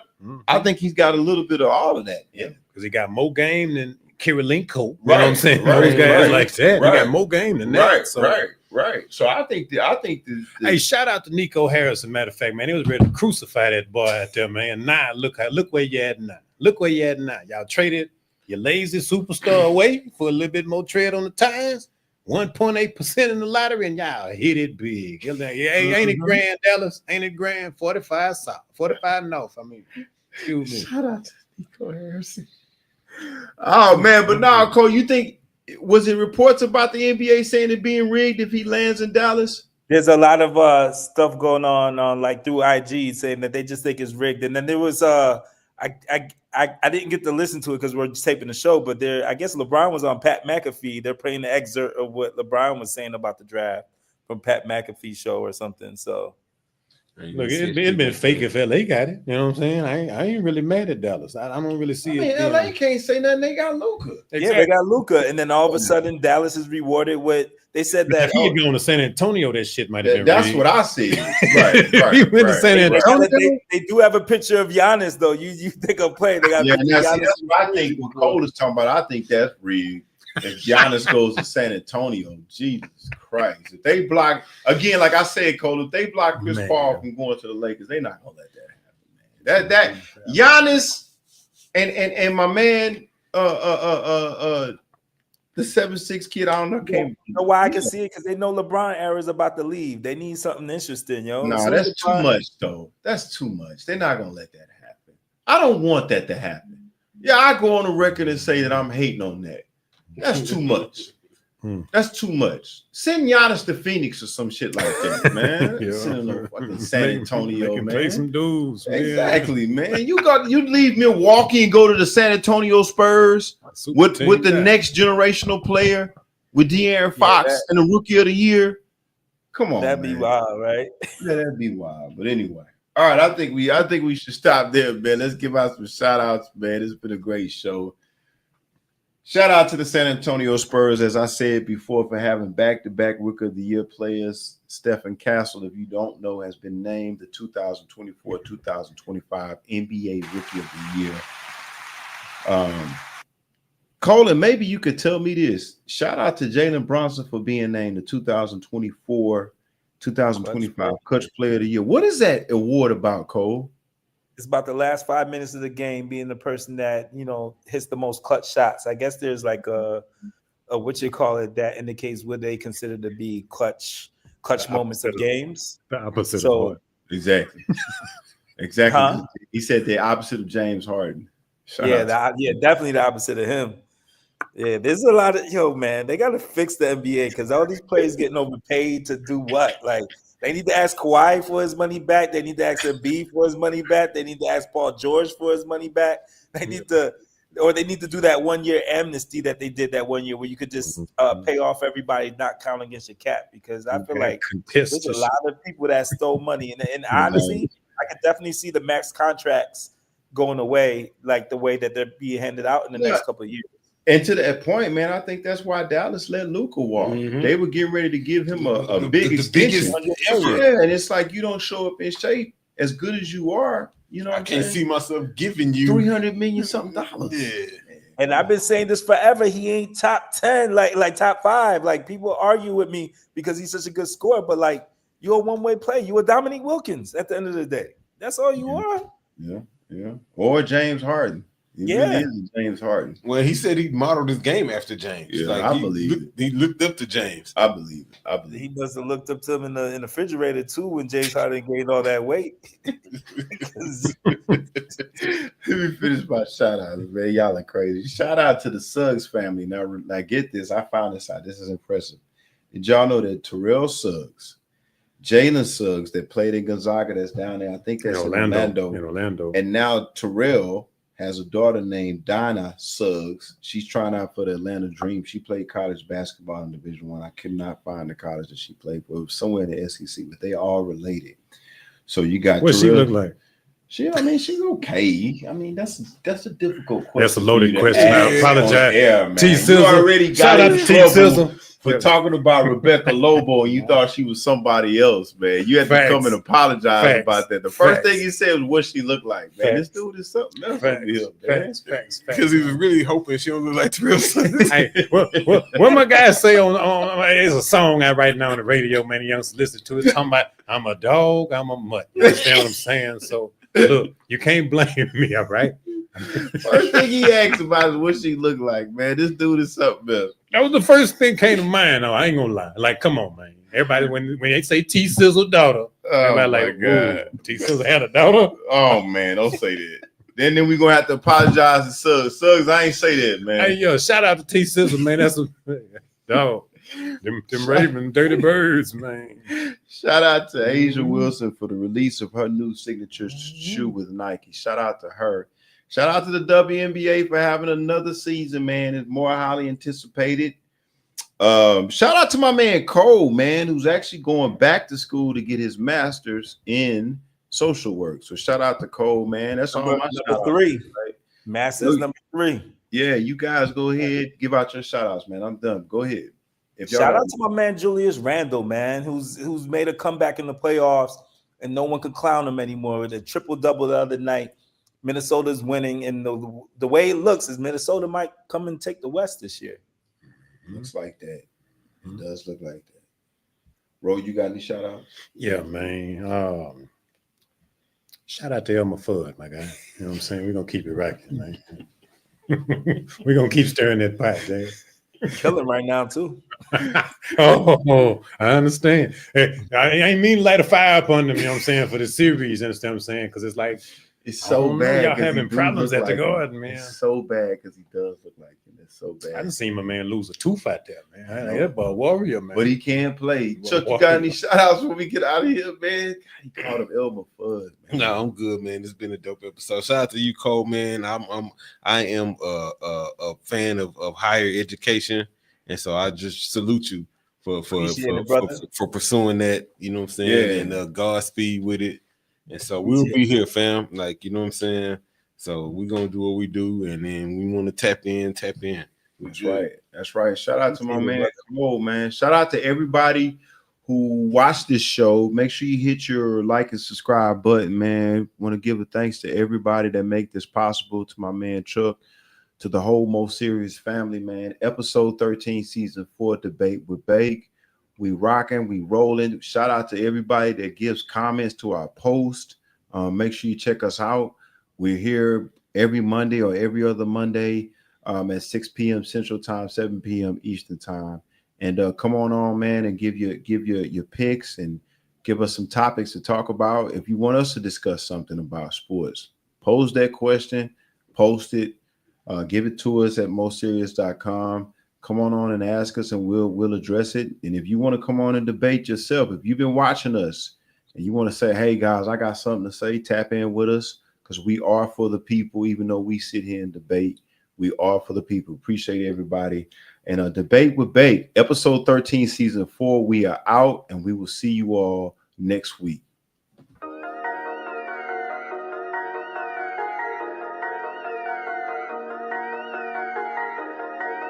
Debate with Bake, season 4, let's go. Here we go, Debate with Bake, sports show, season 4, live at Mo City Radio. We talking basketball, football, and boxing. You got something to say, man? Jump up in them comments. We just giving opinions, supporting it with proof. Let's look at the stats, cause numbers tell the truth. It ain't no hating, we just debating, interviewing guests so we can learn how they operating. Shout out the prize picks for the daily fantasy. Invest a few dollars, let's do some gambling. C-Bake got the topics and he keep it cracking.